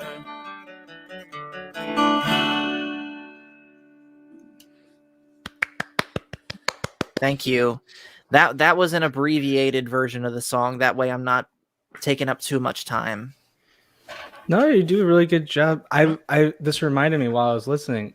I didn't tell you after your 300 300 subscribers celebration stream. I had the Echo Base Network song stuck in my head for like 3 or 4 days. You're welcome. It was good. Like you did a really good job. I'm not. Thank you. Yeah, that was and some real good quick. stuff. Jeremy Swig says sounds quite a lot like the singer from the animated Hobbit movie. Oh. Thank you. I love that movie. I Oh, just wish that I knew Never the songs. even heard of it. Oh, the animated Hobbit? It was done by that's Rankin classic. Bass. They also did a version of Return to the King that wasn't nearly as good to me. No, it was kind of. They're trying to pick up where Bashki's fell apart. Right. Because they didn't do. They weren't able to continue on because you want to do that as a duology. So it's like, okay, we'll take over after that, and it just didn't quite have it. Yeah. And I want to welcome Thank you, the Felix. Admiral, the Nerdporeal Lifeform. You can catch him playing the Messenger tonight. Shameless plug. I learned from the best. Oh, by the way, Master Paul, the singer, Yes. the singer being compared to is the great Glenn Yarbrough. He was Glenn a great Yarbrough. folk singer. Glenn Okay. Yarbrough. He was a great folk singer. So they were able to get him for doing The Hobbit. And if you're getting compared to him, that's a great compliment. I will look him up. I want to hear more of his stuff. So thank you. You're welcome. I like those. I like those movies. I like The Hobbit and The Return of the King. Yeah, I agree. I watched The Return of the King after I saw the Ralph Bakshi Lord of the Rings, because that ends on the Helm's Deep battle, if I remember Yes. correctly. Right. So, yeah, I rewatched it. The orcs look the way the orcs look in that was they looked very frightening. They practically look like demons. The way they were the way they were illustrated and stuff. So, yeah, but I saw those right before Lord of the Rings, right before Peter Jackson stuff came out. So, And I still think the animated Hobbit holds up to this day. I really It still does. like that one. It does. I agree. However, unpopular opinion, I prefer the live action ones. oh yeah, well, yeah, that's a no brainer. I would actually love to see the Lord of the Rings The trilogy. TV show on But Amazon on no, I no, wouldn't. no, God, no. I would love to see it done in anime. Yeah, I'd that be and curious to that and see the if you Song of can- Ice and Fire. They had like a real adaptation of a Song of Ice and Fire where they included they didn't just forget stuff. Like they include all the magical elements, the characters that didn't make it into the the HBO show. Wait, are you saying that you didn't like the end of the live action Game of Thrones show? The live action Game of Thrones Wait, show. wait, you actually liked that? Oh. No, I'm joking. I'm just you're saying, "Oh, that'd be No, nice." I'm like, I "Oh, know, I what's know. wrong?" We learned something about Woopah. He likes the end of Game of Thrones. No, I didn't even watch any. I'll be Oh, honest. Woopah, I Woopah, felt Woopah. horrible. I felt Don't- horrible after watching that. Like it was like I had so much investment. Like I read all 5 books twice.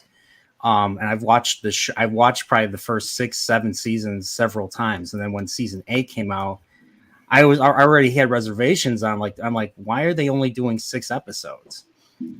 And then I had my own, of course, we all have our expectations. Like I was expecting big battle.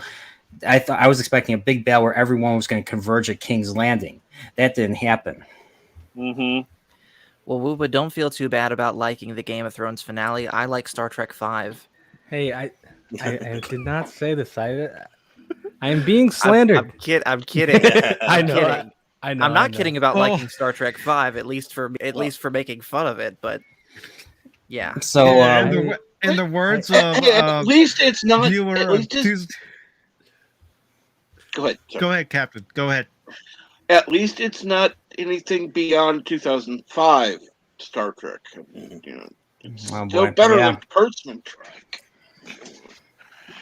Oh, I saw I saw like a little Major Grin video of how like how they forgot Star Trek Project forgot that the Ferengi women have smaller ears than the males.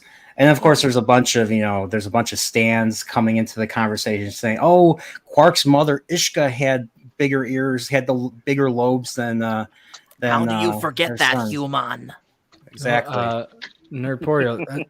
They're saying they forgot it. That's wrong because you can't forget something that you never bothered to learn in the first place. True.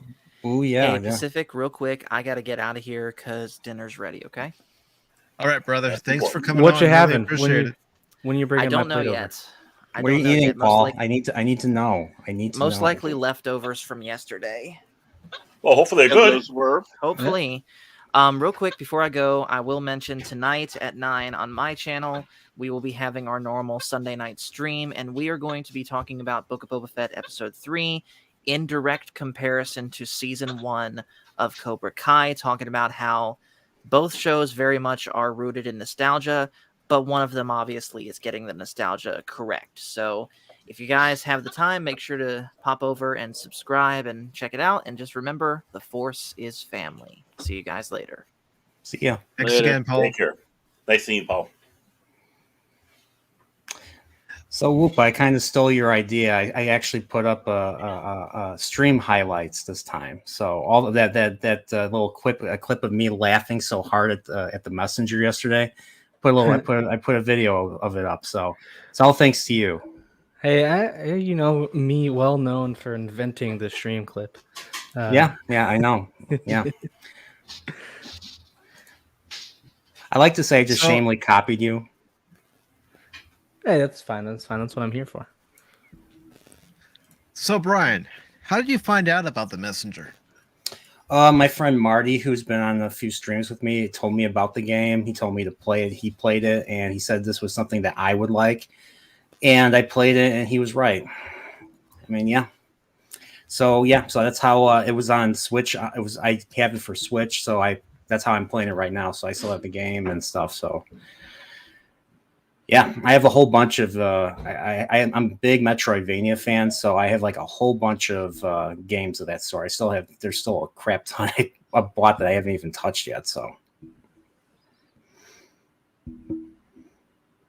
Yeah, and getting back to Star Trek Prodigy and all that non-real Trek, I want to hear your guys' honest opinion on it. haven't really watched it. Haven't once Picard. Once I saw Picard, I was like, I'm not going to watch any more of the new Star Trek or the new Trek. And of course, I've said this millions of times already. So, I mean, I saw the first episode of Picard. I thought it was fair. I thought it was a good starting, but of course, we all know where that went awfully fast. yeah, certain character got his eye ripped out, and and then 7 and 9 just ends him. So, and then of course, STD. I mean, the same thing. I mean, I've saw bits and pieces, but I have not sat down and watched an entire episode. Nor do I actually care to. Then gutter decks. I mean, just the pictures that they had of the holodeck orgy was right there enough to say, why should I watch this piece of garbage? Now we got Prodigy. I could care less. I have no idea what Prodigy's all about, other than the fact it looks like a bunch of kids steal a starship with Janeway as a hologram on it. And of course, you got Brave New World. Who cares? Who cares? I saw the first episode. It was on YouTube, and it looked like Star Wars. I'm like, where's the Star Trek? And then you see the Star Trek in the ship at the very end of the episode, and I was just like, I didn't know Star Trek had droids and drop ships and all that stuff. Yeah, it's weird how I go on. go ahead. No, go ahead, because I might rant.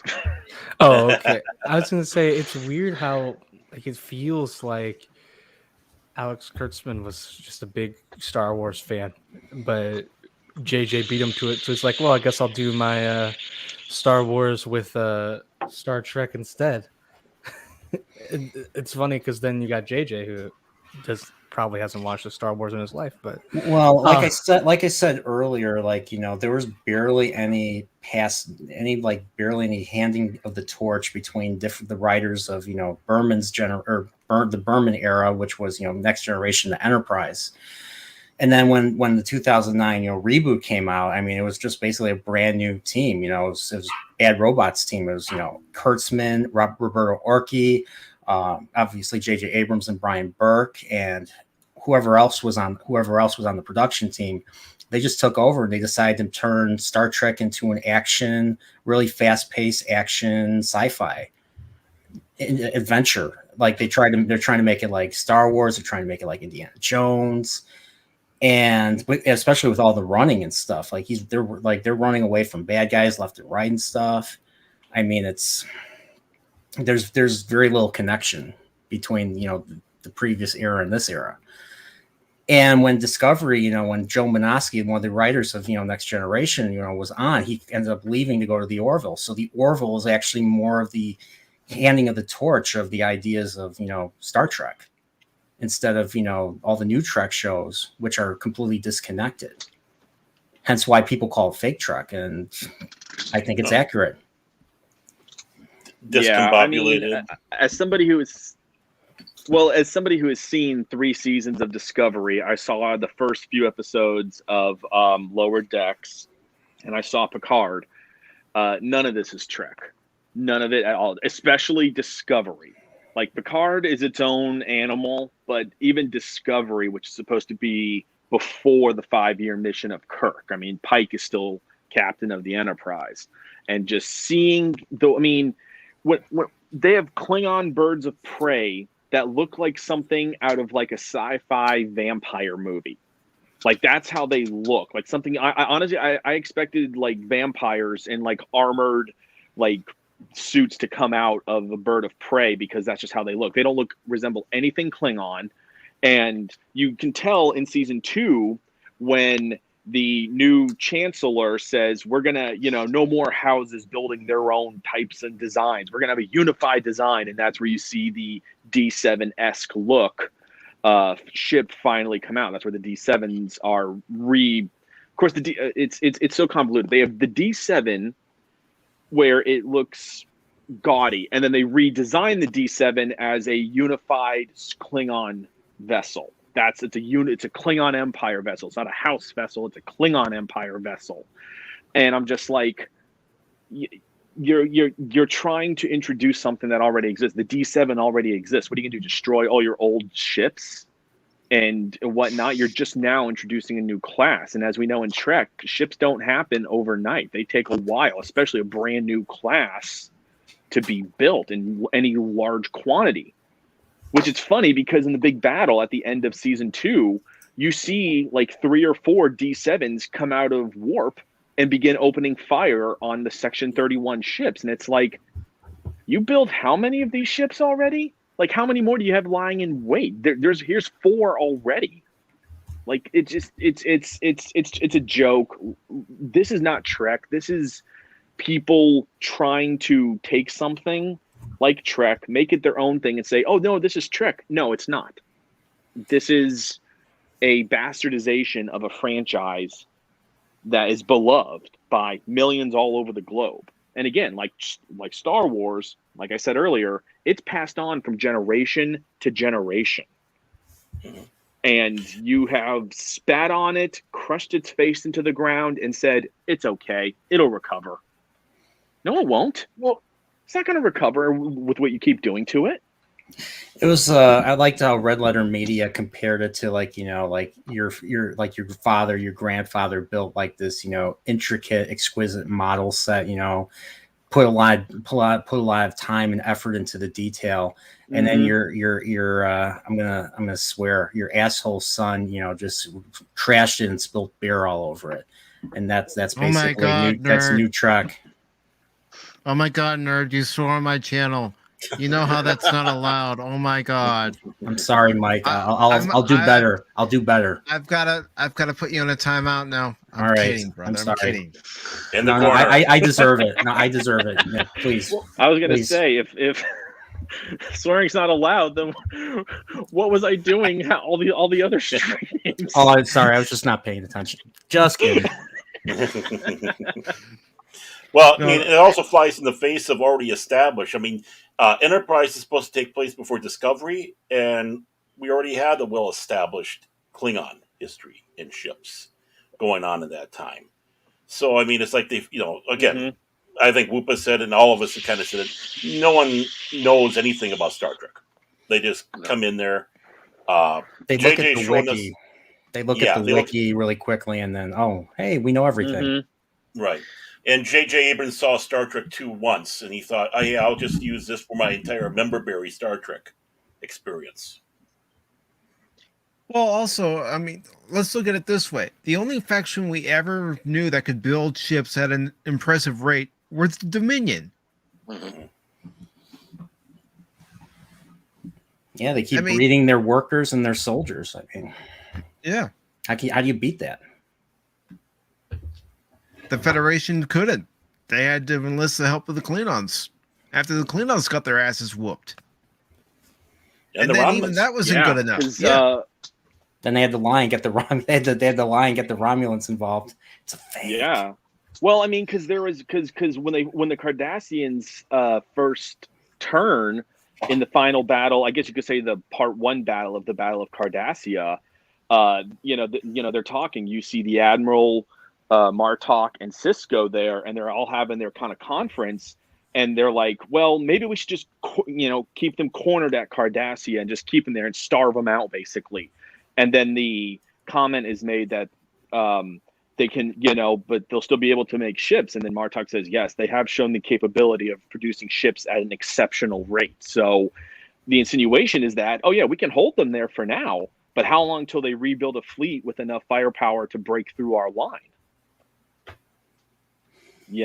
I mean, Yeah, that's why, like, even in the Alpha Quadrant, they were still pretty formidable, especially going into Sacrifice of Angels. Like, you had the Gamma Quadrant fleet, and then you had their fleet in the Alpha Quadrant, and so it was like it was almost like a freaking Kobayashi Maru scenario. It was like a no-win scenario for Cisco. He just goes in, tries to, and takes them head on. Luckily, the Prophets intervene, and then, we know what happens there. yeah, because I think I read somewhere that because wasn't it the shipyards over Mars? That was the primary ship production facility for the Federation, right? Yeah, Utopia Yes, Planitia. Utopia Planitia. Utopia Planitia. Yeah, I think I read somewhere that they had something along the lines of like 25 like dry docks for ship construction and refits and maintenance and everything, and they either doubled or quadrupled the amount of dry docks right as the Dominion War started. They constructed all these new dry docks because they're like, we're going to need a lot of ships. And that just tells you, like, okay, the Federation, yeah, you're building new dry docks, but again, ship production doesn't happen overnight. And you build your ships far more complicated, because Dominion ships, they were pretty simplistic in their design. Like, they weren't highly overcomplicated. I mean, they even reference in DS9, there's no crew comforts, there's no nothing, basically. So, I mean, that's what doesn't make sense to me, is when you look at Section 31 in Season 2 of Discovery. They are so far advanced, it's not even a joke. And we knew Section 31 was advanced more than standard Starfleet. But you're talking, that's like 24th century or 25th century level tech that they're displaying there in Season 2 of Discovery. Like drones, okay, I could see drones being a thing in the 25th century. You developed certain ships that could basically be like little fighters, basically, little drone fighters kind of thing. But not in the 22nd or 23rd century? 23rd century. 23rd century, yes. Yeah, that completely killed. Like, see, I'm watching the end of Season 2, and I'm like, what the hell is this? They didn't have this in TOS. If you want to be more creative and stuff, you should have went to the future. You should have went to the 25th century. Had all your freaking holographic displays and your holographic communications means and stuff. You want to have all your drones and your fighters and stuff. Do it in the 25th century. It'll be more believable. But you chose to do it in the 23rd century so that your character, Michael Burnham, could be somehow related to Spock. Right. And I think that's why they made it set in the 23rd century, because they needed to latch on to an original series character. Yeah, I mean, honestly, I could even speak. I'm sorry. Go ahead. That's more bait for the audience. So I mean, you gotta see. Like now, I'm just like, every time I see something, I just see it as bait now. I see it as all fluff and no substance. Look at the battle between the Kaylon and the Union and Identity, and look how well that was done. It was shot well. There was a lot of weight, gravitas. And we were invested in all the characters. All the characters, we felt danger for them. We cared about them. Hence, season 2 built up to that point. And what's even great is there was things that we didn't even know in Identity that we see in the finale of season 2 of the Orville, where the Kaylon can remove their heads and their heads become drones, and then they become aerial weapons. That makes them 10 times more dangerous. So hence, they're almost up there with the Borg in terms of, almost being, unstoppable. Or I think they're more dangerous than the Borg. I think they're more dangerous. Interesting. Well, how much, I'm just going to throw this out just for the hell of it. How much do you think the pollution of the Star Trek we have now is off of the actual Star Trek Online?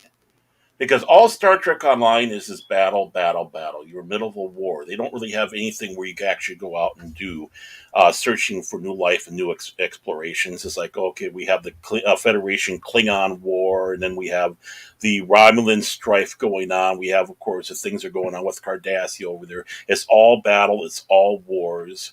The ships that we're looking at in STD and all that look like they're out of Star Trek Online more than they are out of the old Star Trek series.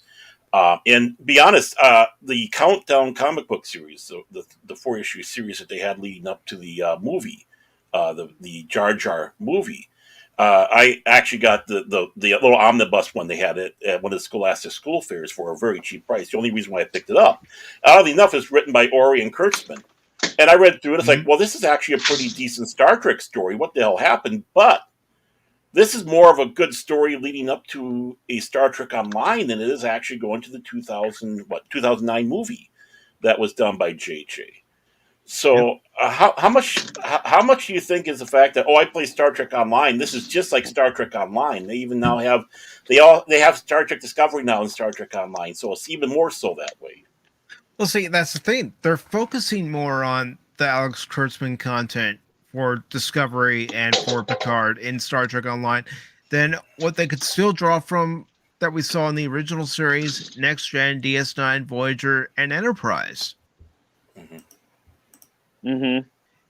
It's something that Spock from Spock's Friday Nights and I have had a conversation about. We want more missions where you're actually exploring, not more missions where, you had to fight off, the Dominion again, or you have to fight off the Cardassians again. Yeah, the predictable formulaic. Okay, we got 3 stages. The last one's the boss. Okay, whole hum, boring. Yeah. Let's have something a little more unique and interesting than that. I think I even asked that question when I was on the stream with you guys, just talking about it. Mm-hmm. Like, I've never played Star Trek Online because I'm not into online game, into MMOs or anything like that, but yeah, I mean, it's like, it'd be interesting to see, if they went, what is that called? No Man's Sky, where you just go out and you explore, you find a planet, and you figure out what you want to do, how you want to make contact, if it's a first contact situation, or if it's a distress call from an alien planet, which they do quite a bit in TOS, or hey, alternate Earth, why not? Alternate Earth. Let's find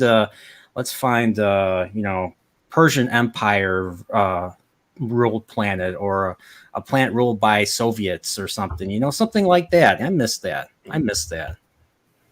Are polluted like they Yeah. had Well, with, I mean, sorry, go on. no. Go ahead. You started. Oh, I say, and also are polluted with like the old Chicago gang wars or the Nazi influences or whatever, where it's not an exact parallel Earth, but they were polluted by elements of something that was introduced from Earth culture. I was going to bring that part up. Yeah. And I mean, well, I'm and that's the thing is. Let's see. No, go ahead.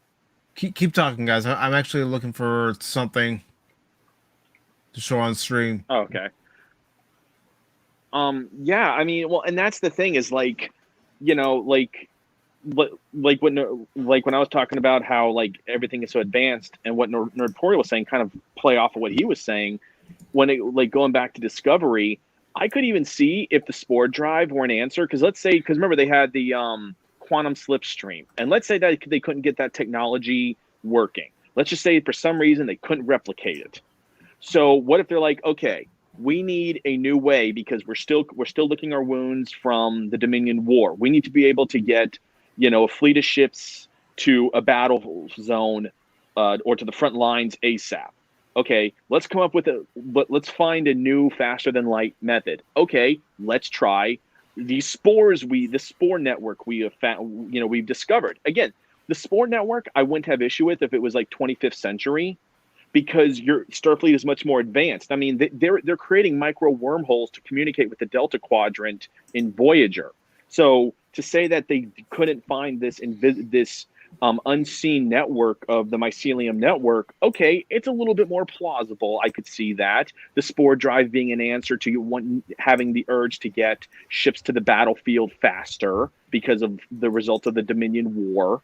Like, Discovery likes to say it's a prequel, but everything about Discovery is a sequel. It's like post Nemesis level stuff. Right. Yeah, I agree. I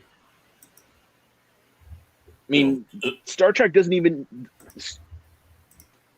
Go ahead. Oh no, I was just going to sit back and say, yeah. I mean, it's like Next Generation to the Next Generation. Mm-hmm. Exactly, and yeah, I do have something I want to show that it's on the topic of the games. Let me just bring it up here real quick. And don't worry, I will pause it so I don't get a copyright claim or strike. All right. So this is a new game coming out called Star Trek Resurgence. I enlisted because I didn't want to wait years just to get out and see the galaxy. Those graphics. I wanted to go somewhere, see new worlds, look up at a sky no one's ever seen before. It's been a dream of mine since before I remember. So I would be honored to become a captain someday. We need to learn everything we can. You're not gonna die. Not if I have anything to say about it. This can't be right. Time to impact 1 minute. Jara, I need you to do the right thing. Why is everything galaxy saving? I mean, Yeah, this is why I wanted to show this. Save the galaxy! Yeah.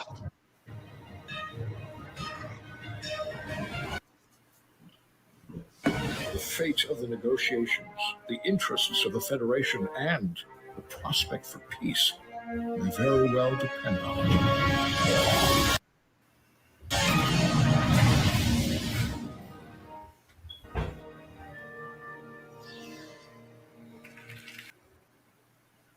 I do still want to play it.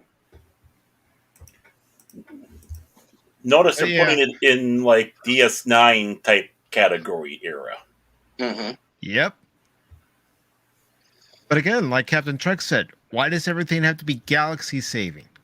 Exactly. Why can't it be a game where we're going out and we're actually exploring and making first contact with new species? Because that's considered boring now. I boring. can understand a planetary catastrophe or a star system that's under, but the whole galaxy again. Yeah, they've overdone this so much. It's just like every season has been galaxy ending, galaxy. Yeah, and it gets. danger. I agree. It gets boring. I mean, it's just like, oh, they're saving the galaxy again. Yay! I don't have any stake in. I don't have any emotional or I don't have any investment or stake in this. So why should I care? If they're going to do it season by season like they're doing in Discovery. No, see, I have one thing from Discovery that I was able to hold on to from season 3, and that's the replicated apple. Not bad for shit. Yeah, because apparently it's made. Yeah, I heard that. I was like, I haven't watched the show, but I did see that clip. I'm like, who's writing this? Yeah. Well, it kind of goes to the one thing that Star Trek V had a good line for. It was, when Kirk is being told in Star Trek V, we need the Enterprise, we need you. It's like, oh, come on, you don't need me. You can send somebody else for this. The most memorable line from Star Trek V is, "I know this ship like the back of my hand." Boing. Boing. Boing. I love that part. I'll be right back. I don't guys. know. The most memorable line for me in Star Trek V was, excuse me, why does God need a starship? Yep. Why? That's I've always loved that line because I've seen on Facebook some of the Star Trek groups that that's been popping up. It's like, why does God need a starship? Patriot, do you need your pain? Do you need your pain? Do I need my pain? I don't. Yeah. Because Cybok wants to take it away from you, and he wants you to face your fears and take away your pain. Well, like my everyone pain else. is Star Trek Discovery right now. Well, anything that Kurtzman has even breathed on. So he's got a very big order there. So have fun with that, Cybok. So you're saying Kurtzman is like Cybok? He wants you to forget that how bad it is. So it make you kind of more compliant and liking it and stuff. If he's trying to make me forget the pain, I want my refund, and I want the best lawyers on earth to get a massive multi-billion-dollar lawsuit for damages. I can help with that pain. Let's sing "Row, Row, Row Your Boat." Oh no, please, no. You sing it, you have a good time. Are we having a good time, Doctor? I liked him better before he died, Jim. I think Kurtzman's more like the God creature. He's like, hey, bring me along. We'll have a good time. Yeah. Yeah, he's a liar and he's a con artist and stuff. Well, what we need is a Klingon bird of prey to show up out of nowhere and start firing some disruptors at the godlike creature just to try and ward it off. I need a real target. I'm tired of destroying all this space junk. I want a real battle. By the way, he was kind of the most. He looked the most un-Klingon out of all of the Star Trek. Out of all 6 of those movies, that guy he had a freaking cut off I don't even know what you call his outfit. He just had the weirdest. He was the weirdest looking Klingon out of all the movies. I just got to say, it was like he was like if Led Zeppelin was a Klingon band, he'd be part of it. Yeah, that's a pretty good analogy. How about Klingon Kai? There you go. It was Klingon Kai. What? Not to confuse the Kai being the religious leader of the Bajoran faith. Oh. Kai Wynn, Kai Wynn, everyone's favorite character in Deep Space Nine. She was a sweetheart. Oh yeah. Okay. So who here has everyone here seen all the Harry Potter movies? I've read all the Harry Potter books too. Okay, so who's worse, Kai or Dolores? Kai. Who's Kai in Harry Potter? No. Dolores Kai? Umbridge. Dolores Umbridge. Then who's Dolores Kai? Umbridge. You said Kai or Dolores? Who's Yeah. Kai? Kai Isn't- Wynn. Or, Kai Wynn. Oh, Star Kai Trek. Wynn or Yeah. Dolores Star Trek. Umbridge? Oh, that's Yeah. easy. Dolores Umbridge. Yeah. She's evil. She's completely evil. I've never wanted to hurl something at a screen faster than I wanted to when I watched that movie. I wanted to punch when I read the book. I wanted to punch the book. Well, gentlemen, my apologies, gentlemen. I have to run. I have the King show coming up here very quickly, so I just want to say it was a joy talking with you all. Some of you again, and I hope we can get all together sometime and have another chat. This is your time to evacuate the Death Star while you can. Don't take those rebels lightly. No, I'm not. I'm running. Tarkin, you stay behind. Feet don't fail me now. So I love you all. Love you all in the chat, and thank you so much, Pacific, for having me on. Not a problem, Baron. Thank you for coming on. And if you guys want, check out Baron's channel and also check him out on 24/7 Fusion Media on the Primetime Kings. Right after this show. So Oh, take care, everybody. See ya. See ya. Take care, brother. Take care. Yeah, I'm gonna have to head out myself. I have to continue working on my video. So, thanks for having me on it. Thanks for having me come on short notice. Not a problem, brother. Thanks for coming on.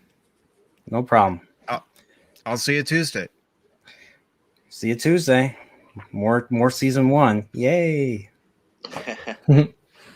Oh, it's not that bad. Yeah, this week. Yeah. What do we have this week? We have, I think, Coming of Age was pretty good. And Data Lore are the two that I really like. I guess Big Goodbye could be good too, but I'm not looking forward to Haven. I have my thoughts on Haven and Or Angel I'll just One. keep it Angel to One myself. Angel 1 is terrible. Like I tried watching 10 minutes of it and I just turned it off. Yeah. So, all right, guys, have a good one. Take care. See ya. Wow, Later. I just thought of this because Baron brought up, Baron and Nerdporeal brought up Star Wars for a second. I saw a meme like during the show talking about it had the picture of Boba Fett season 3 of the Power Rangers. And someone said, were these the power converters that Luke was going to get from Hashi Station? If you're able to find that Woopah, I'll show it here on stream. Oh, I don't know. It was on Twitter. I might have lost it by now. Going with Star Wars, I have a question though.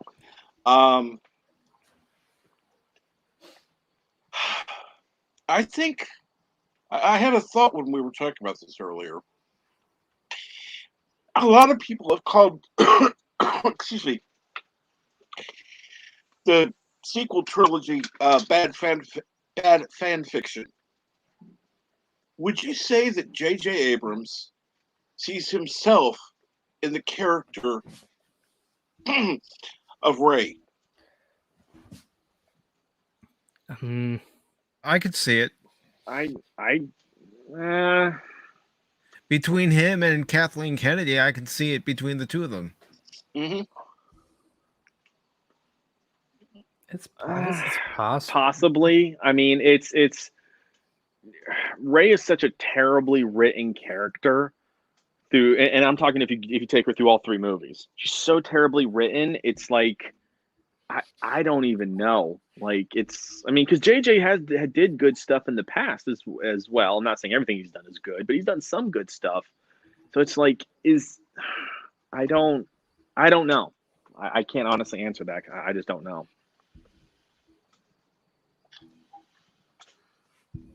Honestly, That's a wasn't thinker for me. expecting an answer. Just more of a something that came to mind, and I thought, I wonder. I suppose it's possible, but I'm not sure. Because I don't think... I guess maybe the struggle with me is I don't think of... I'm sure all of us don't really think of Rey as a good character. Like, or a good... even not, like, really a good... Like, a great person, either. But it's like, would you want... Like... Mm-hmm. I guess when I'm thinking, like, oh, would JJ see himself? I guess JJ does think she's a good character, so maybe. But with me, I'm just like, why would you want to see yourself as that?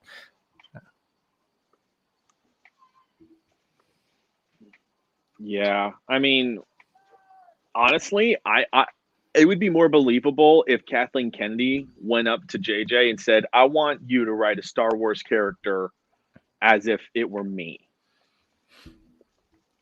Because Rey, if you look, remember, look at all the movies. Rey is not actually that good of a person. She really isn't. She does nothing to stand out to say, "Oh, I'm this bastion of the light." You know, I'm planting the flag on the light side hill. All her actions kind of show opposite of that, really. I would argue. Mm-hmm. So, honestly, I think it's more of an allegory for for KK than JJ. If I have to think about that. Well, you see with the Star Wars Galactic Cruiser, they put a self-insert for Kathleen Kennedy. Oh yeah, for the pilot. Oh yeah. Which it's funny because they don't say she's Chiss, but the only race we know of in the Star Wars universe that has blue skin like that. Oh, well, I mean, I guess. Well, no, I take that back because there is the Ahsoka's race where you do have blue skin people, but like, well, no, that don't have tendrils and are blue skinned. There's only one other race and we see it in the Clone Wars. So you have the Chiss. I can't. Not the Umbarans, or what they call the Umbar. No, I can't remember the name of the one race, but it's where they. It's in the episode of the Clone Wars where they go to the moon and they find that it is inhabited, and Obi-Wan's trying to negotiate peace, but the Chancellor doesn't want to. He wants to like declare war on them. Like, I don't know. It just. My brain hurts when I think of all this new Star Wars stuff. It just hurts. Well, the thing that bugs me is that George Lucas gave Bob Iger and Disney an outline for the next 3 movies, and they just threw it away. Mm-hmm. Yep. And even if you didn't want to use his outline, you had EU books. Had you not decanonized them, you had EU books to pull off of and create stories with, either directly or take hints off of, take cues from at least. Yeah. And see, that's another thing. The moment they said that the EU wasn't official canon, they basically put themselves in a hole.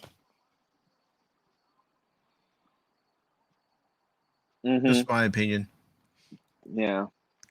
Well, no, because Disney's lost all storytelling. I mean, look at all their movies. Their movies are not creative anymore. There's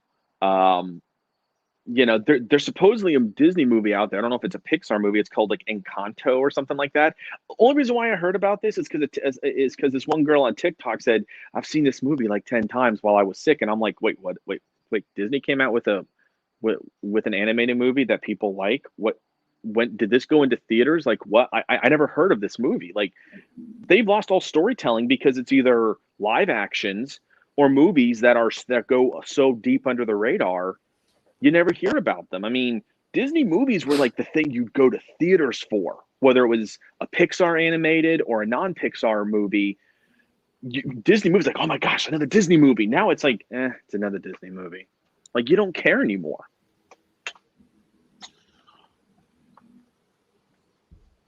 Well, just and that's the thing. Go ahead, Captain. Sorry. No, I was just going to say there was a point in time that movie-going was an experience unto itself. You would just go to the movies. You would be so enthralled in the movie. It was, you didn't have to have nonstop action to draw you in.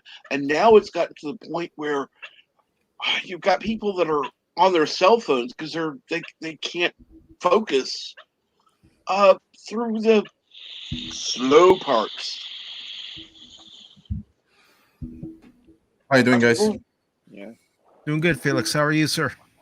Yeah, I saw your invitation. Yeah, I came before a little bit. Yeah, they're talking Star Wars, so yeah, good. So, as someone who's a Star Wars fan, Yep. what's your impression of what's going on right now with Disney controlling Star Wars?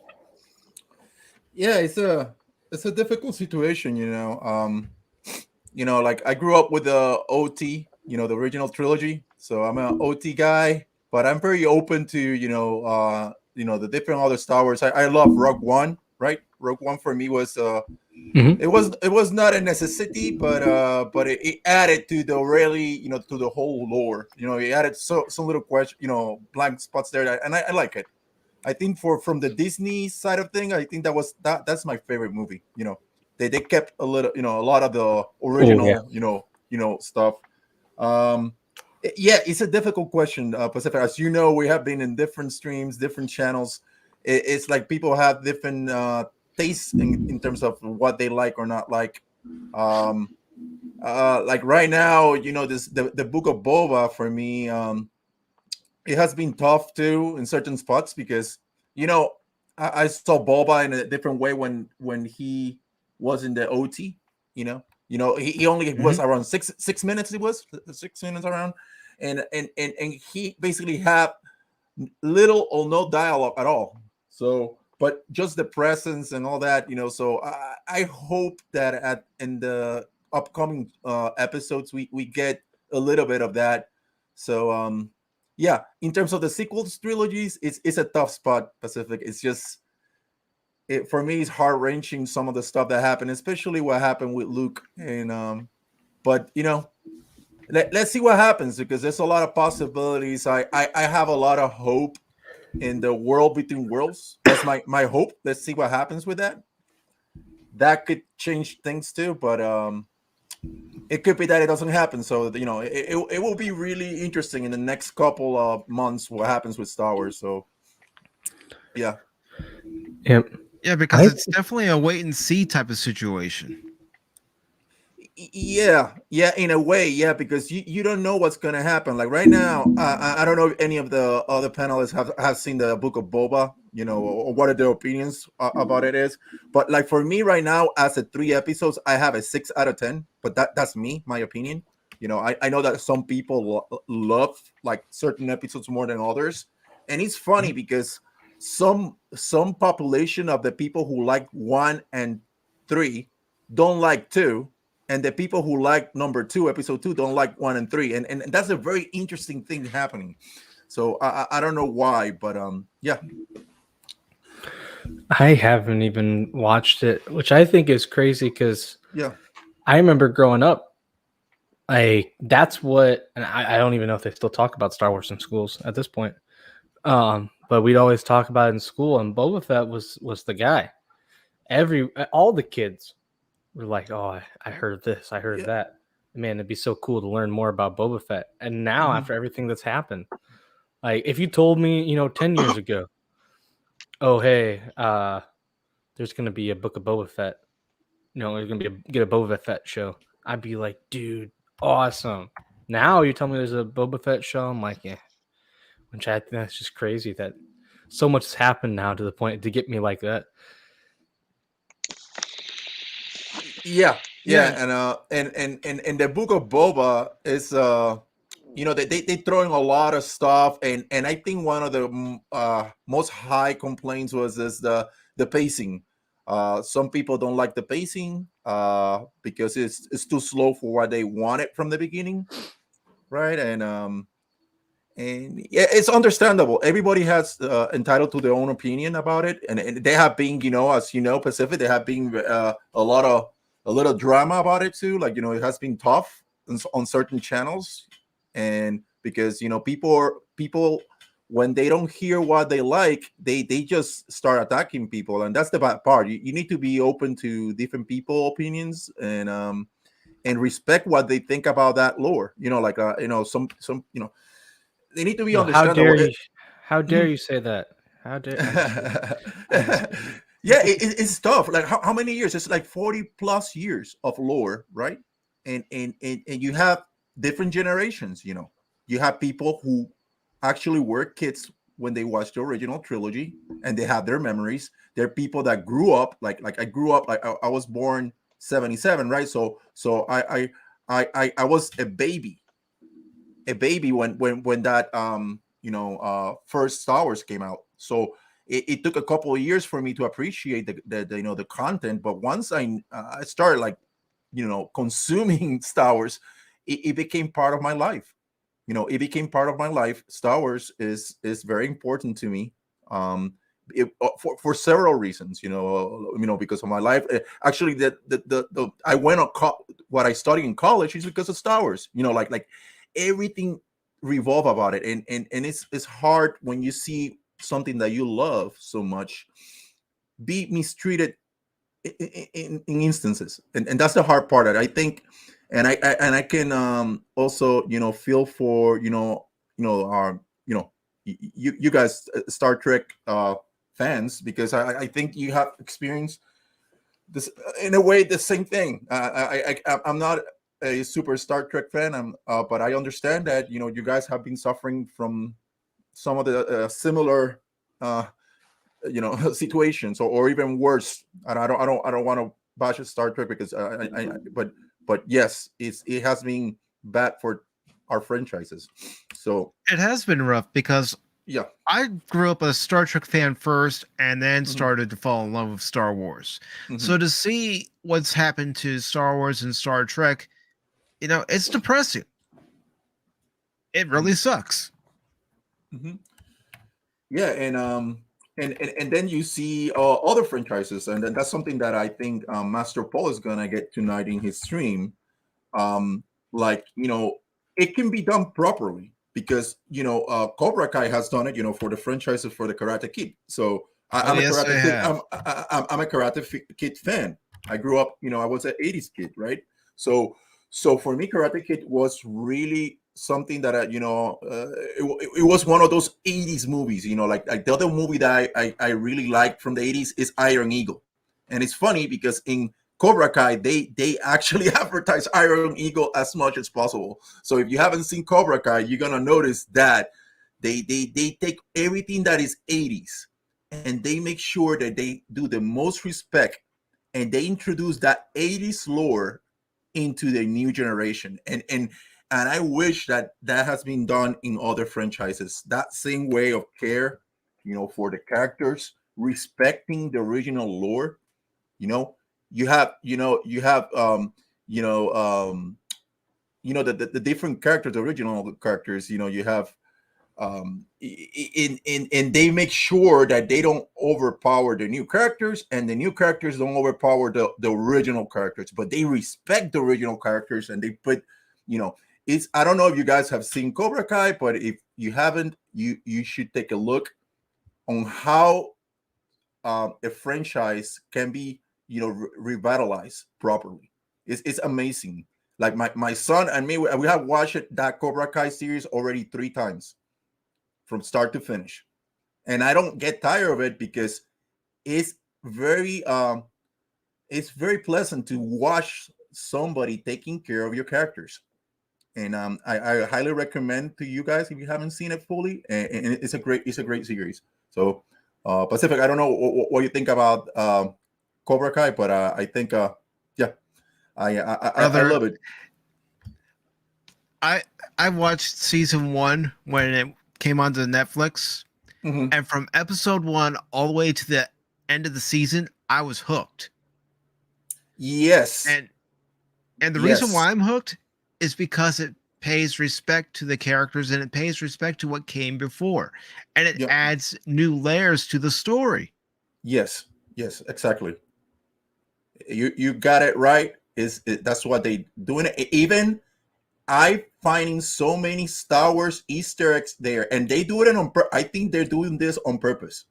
They know that the demographics that will watch Cobra Kai, some of them are Star Wars fans, and they putting every time they have a little opportunity to put something for them to remember. It's like they're telling us, look, this is how it's done. we're gonna give you stuff that is a Star Wars in something that is from the Karate Kid. There's one, for example, I was rewatching the. I don't want to spoil. This is season 1, and there's a specific kick that the Daniel LaRusso was taught by Mr. Miyagi, right? And he was teaching this to Rob. He was teaching this to Robbie. Robbie is one of the characters, of the new characters. If you haven't seen it, and if you look at that kick, that was the same training that Yoda was given to Luke Skywalker. With the same pose, you can go there, look in Google, find the training, Yoda's training in Dagobah. Luke is doing a one-handed stand, a handstand with one hand, with one hand kind of like 90 degrees, horizontal to the floor. That's the same pose that Robbie was doing on the tournament. The same thing. Coincidence? I don't know, but if you go to season 4, hey, hi. Yes, thank you. If you go to season 4, there's so many analogies there for Star Wars, and they know. I think the producers know that a lot of people who is gonna watch that series are also Star Wars fans.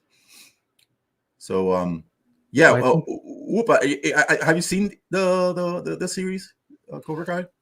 I have not, but I was going to say that's what they do with the Orville, because I have watched a little bit of the Orville. I really like it. But they throw in all those classic Star Trek references, and they'll throw in even some Star Wars stuff. Oh, really? Because, as I'm sure Mike and I don't know if Captain Trek would, but they care much more about it. They care about this stuff, even if they're not the same exact thing. Not only do they, are they actually fans, unlike people like Kurtzman and JJ, but they realize, hey, there's a lot of people who are upset about what's going on here. If we do this and we do it right, we can capitalize on a lot of stuff. And shows like Cobra Kai and Orville have done a really good job of doing that. Yeah. Well, it's like when I went and saw The Force Awakens and Han Solo was killed. You know what I did? I flipped the bird at the screen. That's not how you kill off Han Solo. A hero isn't supposed to fall to his death. Yeah, I'm pretty sure I let out a very audible "what?" Yeah, and the funny thing is that they were spoiling that all over the internet too when it happened. I remember that day. Like it was automatically viral when it happened. It was bad. It was bad. But yeah. And I even had a friend, even before the movie ever came out, ask me, okay, do you have a favorite Star Wars character, even though you're more into Star Trek? I said, yeah. Who is it? Han Solo. I just love that character. I love how, he doesn't take any crap from anybody. He's there to do his job, whether it's, being in the Millennium Falcon, going from one deal to the next, or helping the rebels. He's his own character. He doesn't apologize for anything. He just goes about his business. Yeah, and I think that's why it's so hard for people. You're talking about Han Solo, like seeing Boba the way it is being shown initially in the book of Boba. Like for the people who were growing with OTs, it's hard because that's not what they grew up with. He was more like a mystery, a mystery character, somebody that you need to be careful about how you talk to. Like even Darth Vader saying, "Please, no disintegrations." Like he was a brutal bounty hunter. Brutal. Yes. Like brutal. Exactly. Yeah. That's what seemed. I haven't watched it, but I have heard. I've heard some things about it. Like Boba Fett's not a good guy. You can give him some nuance, sure, but like the whole thing where he's like, rescuing the Tusken Raiders or whatever. It's like why? I don't know if I should say that. I guess I should be more careful. But Say what you need to say, Woopah. I Say what you don't need know to if say. I don't know if I'm giving spoilers or anything, or so I don't want to. But like, it's so much of it Here, is. I can put up a spoiler warning real quick. Oh, okay. But so much of this is just like, yeah, he's a bad guy. If you give him some nuance, like you give him something he cares about, like, because certainly, I mean, Jango Fett was not a good guy either, but he certainly cared about Boba. And that's, very plain to see. So it's not like you have to make him this, comic book villain. So I don't want to say that's kind of the general term, but like he's just evil to be evil. But like, he's not a good guy. Give him something to be, give him some ruthlessness, give him some bite to him. He's not going to be a person who's going to say, "Oh, let me go help these guys," unless there's an angle for him. He might help a group to be like, "Okay, you work for me now. I saved your butt. Now you're coming to do this job with me so I can get rich." Or, he's that's all I'm thinking about that. He's not this benevolent guy. He is a ruthless not dictator. He's a ruthless bounty hunter. Yeah, it's a ruthless bounty hunter. He was going where the money was. He was making his way around the galaxies like his father. Like he was following his father's footsteps. Making money. The biggest bidder is the one I will work with. If you pay me more, I'm your guy. Like that's kind of like what Boba Fett.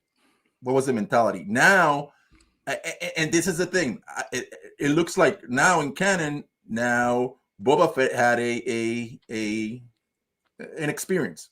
Let's put it this way: he had an experience, and I guess the Sarlacc experience changed him, I guess, and then also the interactions with the Sand people, the Tuscans, and I guess that was kind of something that I guess change his ways, and I think that's what they're going with this series. And I didn't realize it took me a while to see that the black robes that he had there were the ones that he had in the Mandalorian. So I guess he was already changed. It's just that I kept saying this is that I think that once he saw the Mando and he saw these other Mandalorians. He went wild because that was his nature. His true nature is to be that way. I think I think he's containing himself. In a way, he's kind of like holding up, and I don't know if we're gonna see him explode in this series. I have a feeling that he will explode later. I think he's gonna figure out that this new way that he's trying is not working. And I think he's just gonna go wild. I hope that that's what happens. I think will make some people happy, but let's see what happens because it's going slow to me right now. To me, it's kind of slow the way the series is going. Yeah, that was another thing I wanted to ask was: do you think the story is too slow? Do you think they need to pick it up a little more? I mean, to me, it's kind of going slow, and then to me. And we're saying spoilers, right? Or not? Like here. Yeah, you could say spoilers. Yeah, like right now. Put the warning up again. Okay, like what happens is that I didn't like the bike ride stuff. I'm gonna be very honest with that. I don't like that it looks like Power Rangers. I don't like that it looks like Voltron. It looks like Voltron. Like the I love that. Yep. Yeah, I love that everyone, sorry to interrupt, but just real quick, I love that pretty much everyone you ask them, it's like, that's Power Rangers. I think it's funny that everyone's like, yeah, what's this? Yes. Or depending on your age, Voltron. I was like, what Voltron here? Like what's going on here? It doesn't look Star Wars. And those bikes, they don't look from Tatooine. That's not Tatooine, vehicle types. It looks more like Coruscant, or we can say what other planet will do that like the from the sequel trilogy, the Tango. Where was that place? The bar place. You know what I'm talking about. Are you talking about the one from Attack of the Clones? No, I'm talking about that one. The sequel. In the sequels, they have this place that is kind of like a Canto Bite? Yes, Canto Bite. Yeah, that place. It likes more like that kind of planet or Coruscant. It doesn't look Tatooine material, and that's what threw off a lot of people. And then the chase was slow. Luke's speeder is faster than those bikes. Man, like how they can go that slow? Like even the bikes are slow. So going back, yeah, that to me is going slow. Yeah. And they can't afford to keep going slow when the new trend is to have 8 episode seasons. You got to pick it up. Yeah, and I think this also has I think this series would be better if they had to throw all the episodes at once. I think the people would be because I think people are very used to that now, and I think the way this is spaced is making some people nervous. They're making some people nervous because they were expecting Boba Wild a little bit more, more like what we used to know who he was, and I'm up to that. They can do a storytelling. I'm not against that, but it's just like, I don't know, there's something off. Either budget or something happened and that made that pace be the way it is. Yeah, and I just feel like, you got to develop it somehow. Because I just still it just feels wrong for him to be a good guy. If you had something to do with it, then sure. But to me, at least, from everything I've heard, because again, I haven't watched it, I did see the Mandalorian scene and all that stuff. There's not a lot of reason for me to believe that Boba Fett would just be this benevolent crime lord. I can see the crime. When I saw that he's taken over in the trailers, he's taken over the crime lord section. Even if I didn't like the trailer, it wasn't bad. I just didn't give you a lot. But I could see that Boba Fett, hey, I've been doing these bounties all over the galaxy, and look where it got me. I'm, it's my turn to be the top dog. I'm, but it seems like it just feels so not him, I guess. So, well, what gets me is, that teaser that we got at the end of The Mandalorian season 2, when he comes down after entering Jabba's palace and he shoots Bib Fortuna. That's what I was expecting. More of that, where he goes in, does a job, doesn't care who he kills to get the job done, because he's got a bounty to collect. Well, and he shouldn't. I mean, to a point, he shouldn't have to care. He's the guy that you need a job done. If you need a job done and you need the best of the best, credits aren't a concern. You hire Boba Fett. So it's not just that, he's a bounty hunter looking for the mission. He's the best bounty hunter. What's he got to worry about going around with Boba? You got to kill this guy. Oh, no, not Boba. You're going around Jabba. It's not going to matter to him. He can take him out, no problem. Yeah. I mean, also, now maybe you guys feel differently about this than I do, but as far as the Sarlacc, I think it should have been more of a struggle for him to get out of the Sarlacc than what we saw. Yeah, that's yeah. I think there was I think the more I think about it, I think that there was probably some budget issues here in time. I know that this was through the pandemic period also, so multiple things could have happened to kind of short the shooting time. I don't know what it was. I hope that it speeds up soon. What I'm afraid of is that chapter 4, it's gonna be slow too. I have a feeling it will be slow too. We're gonna need to wait until 5, 6, and 7, based on what I'm hearing, and I don't think anything major besides that. I think there's gonna be a meeting between the different gangs are in Tatooine. I think that's all that's gonna happen in that episode. There's gonna be a meeting, and that whole episode is gonna go around that meeting. I don't think anything big, unless I'm wrong, but I don't think number 4 is gonna be a pace changer. I think it's gonna still slow. I agree with you, Felix. Yeah, I have really low hopes for number 4. Right now. Normally on my channel, I do episode reviews. Between this and now Peacemaker, it's like I can't sit through, trying to record a review for these 2 shows when really I have nothing positive to say. So I've been doing what I call quick takes, giving you my quick reaction to what I saw. It's like, oh gosh, this sucks. Yeah, I like your quick takes too. And while you bring up, I guess I don't know if that's a transition to do, but while you bring up Peacemaker, you want to talk about that for a second? Because I actually did watch that. Oh God. Well, that Pacific, shows a train wreck.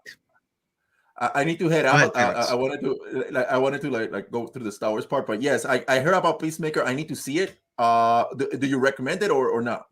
No. Don't recommend it.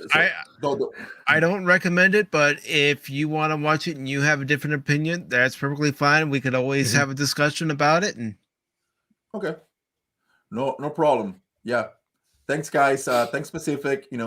And for the thank you, Felix. Yep, yeah, and everybody have a nice evening. Bye. Thanks.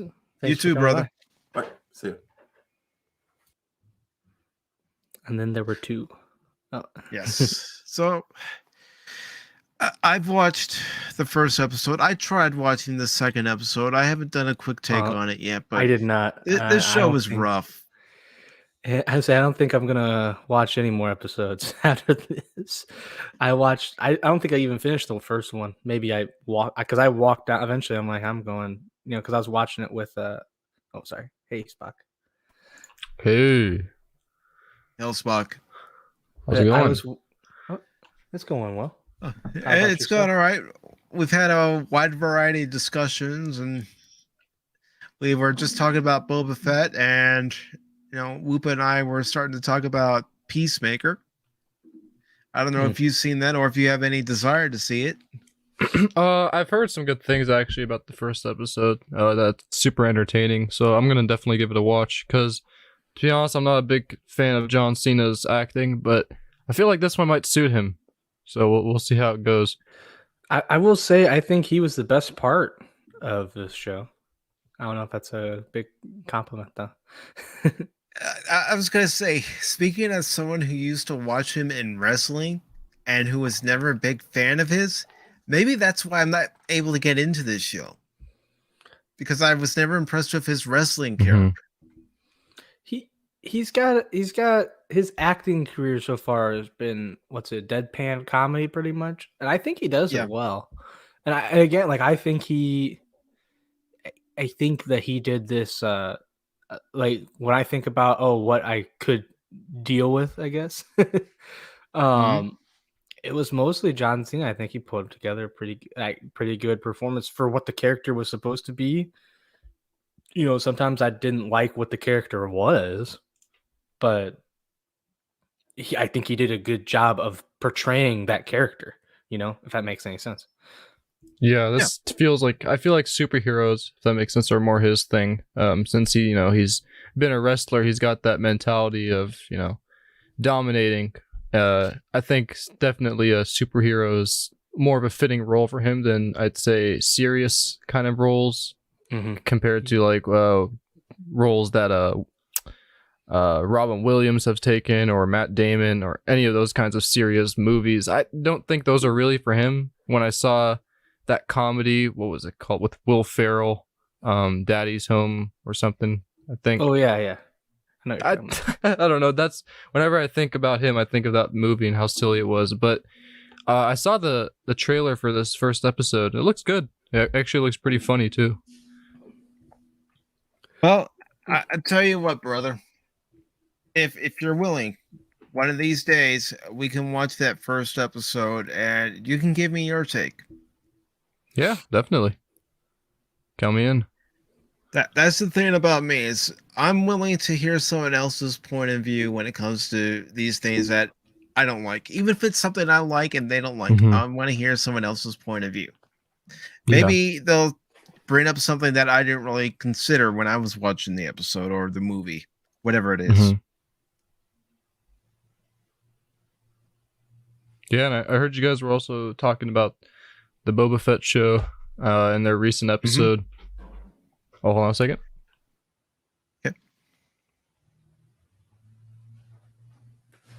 Yeah, sorry, I had to get up for a second. That's Yeah, all right. I definitely agree. Like, we don't want to be an echo chamber about all this stuff, you know. So Sorry, I'm back. Okay. So yeah, just No, go because ahead. Yeah, if someone echo thinks chamber. about, I agree. if someone thinks something differently, you know, I'm not gonna hate on them for it unless it's something like, unless you're like defending someone who's like, oh hey, this person talked bad about the fans and you have to deal with that. I'm probably not going to put up with that. But excluding that, that's pretty much the only thing I can think of. Well, that's why I want to hear someone else's point of view. This way, they can bring up something that maybe I didn't even consider. Maybe, I'm where are you so guys right now in narrow-minded terms of rating of the Boba Fett show out of 10? I have to give it a 3 out. If I'm gonna give it out of 10, I'm gonna give it a 5 out of 10. Okay, that's fair. I haven't watched it, admittedly. I've seen some. See, that's a problem right there. I mean, like I'm sure you're a Star Wars fan, right? Mm-hmm. And the fact that it really hasn't grabbed too many people is already pointing out an issue that I don't know. Like for me, the Boba Fett show, and this is my probably an unpopular opinion, was kind of unnecessary to make when they could have spent more money making something else instead. Maybe more money towards the Obi-Wan show, and we would have had more than 4 to 6 episodes a season. The Boba Fett show is just like fan service, in my opinion, for people who wanted to see what happened after Return of the Jedi, which for me was already concluded in the Legends series, but people really wanted to see it as a live action, which was a waste of time. That's just how I see it. We could have had probably better projects made instead of wasting it on this show, because what are we really getting in this show other than Boba Fett in a bacta tank? Nothing more than that. And I had originally heard that The Mandalorian was supposed to be the Boba Fett movie, but then Solo came along, and we all know what happened with Solo. It really feels like money. Solo to me. It really does. The recent episode that's come out for Boba 2, that whole chase scene with the bikes really reminded me of Solo, and that whole style. I don't know. When Solo came out, I know some people really love that, and they'll defend it till their life. It just doesn't feel like Star Wars to the point where they're just bringing in nostalgic elements like a Star Destroyer or an X-Wing or stuff like that. Like, oh, look, it's Star Wars, but really the writing doesn't make it feel like that. For me, when you rewatch the prequel trilogy, which is the most recent Star Wars, if you're not counting the animated shows, you compare that to the original trilogy, it's almost like a seamless cut that this still feels like Star Wars. I mean, I appreciate John Filoni and Dave Filoni and John Favreau and all the work they put into their shows, because it's a tremendous amount of work they put in, and they deserve a lot of respect for that. But at the same time, you can't overlook their flaws, and it's shown in shows like the Clone Wars Season 7 with that whole Ahsoka arc and her going into the bottom pit of Coruscant and meeting those 2 girls, and that was all taken care of by Dave Filoni, and I never liked that. That's mistakes you wouldn't really have gotten from George Lucas. I think the only obvious flaw we got from George Lucas was probably The Phantom Menace. I still love that movie. It's wasn't received well when it first came out. I'd still say that with me, and I know it is an unpopular opinion, but like I understand why people have issues with Phantom Menace and Attack of the Clones. I still think they're good movies. I enjoy them. Yeah, I do too.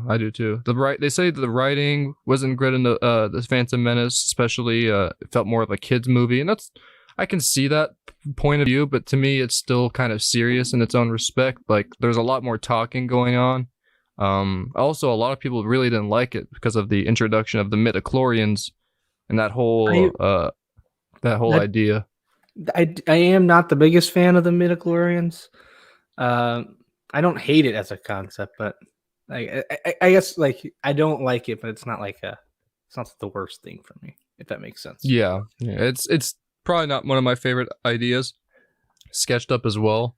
But I don't know. I would rather see more things like the Phantom Menace than what we're getting now. Oh, because absolutely. George Lucas, take it or leave it, he created this universe, and he's the only one who knows how to end it. Oh yeah, and the thing about George Lucas is, it's not like he's what's the word I'm looking for? He's all powerful. He can't do no wrong. George Lucas he needs help, obviously. He's made mistakes, and especially a lot of mistakes when he has no one to rein him in. But he knows Star Wars. Like you look at like you were saying already, like the prequels feel like Star Wars, and the prequels got me excited because I feel like it expanded so much, like especially in the trilogies, past, Yeah. Oh yeah, the original trilogy is great on its own, definitely. But yeah, the prequels made the universe feel so big. That like there's so much to this world, this universe that we don't know about, both past, present, future, all of that.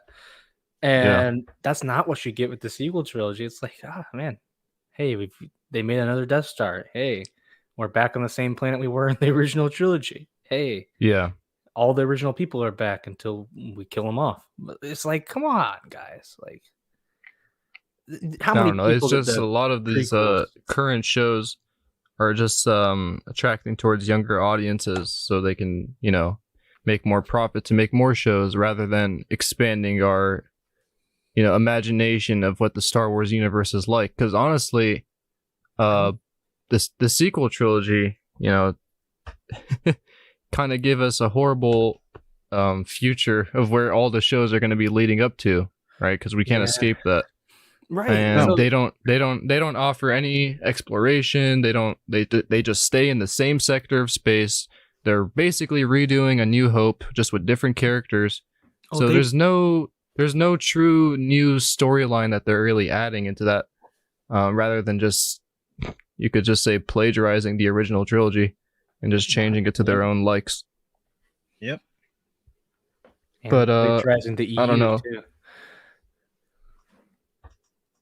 Honestly, Boba Fett, I'm still I'll probably change my opinion on it as the show goes along, but as of now, I know a lot of people are saying, the show has just started, give it some time. That's a completely understandable reason, but usually 4 episodes in kind of lays the groundwork of where this show is going, and all I see it going towards is Boba Fett getting his ass kicked and somebody else coming in to save him. Yeah. Like Fennec. Yeah. And that is what they say. I always thought about this saying until someone brought this up to me. They say don't judge a book by its cover, but then someone brought it up. They make covers of books so that you can judge the book. Like, that's the whole point of the cover. So you look at it like, oh, this is awesome. So I totally understand people say that, and give it time. But at the same time, like these first episodes are made so you can judge it. They're supposed to get you excited. So if they're, it can change. Absolutely. I'm just tired of that opinion, though, personally, of like, oh, the show's going to get better. Just wait. Well, dude, we're almost finished with this first season. There's only 6 episodes if people have forgotten, and it's kind of ridiculous that we haven't really gotten any expansion for Boba Fett. And to be honest, the only things we ever seen of him kicking ass were flashbacks, which I guess makes more sense, right? Because that was during Return of the Jedi, and he was a lot more unfit during that time. But I mean, that training doesn't ever slip away. So I hope they explain this whole back to tank situation sooner than in the next season, because I really just don't want to see him sloppy this entire first season. I really want to see Boba Fett on a jetpack, kicking ass, shooting his blaster, taking names, and he's honestly, I respect his mind into wanting to create respect so people will actually respect him, and that's how he'll lead, not based on fear like Jabba's been doing all those years. I respect that decision, but at the same time, you have to take some authority, and I feel like he's being way too merciful to enemies. Really is. And he's not. For me, those. Go ahead.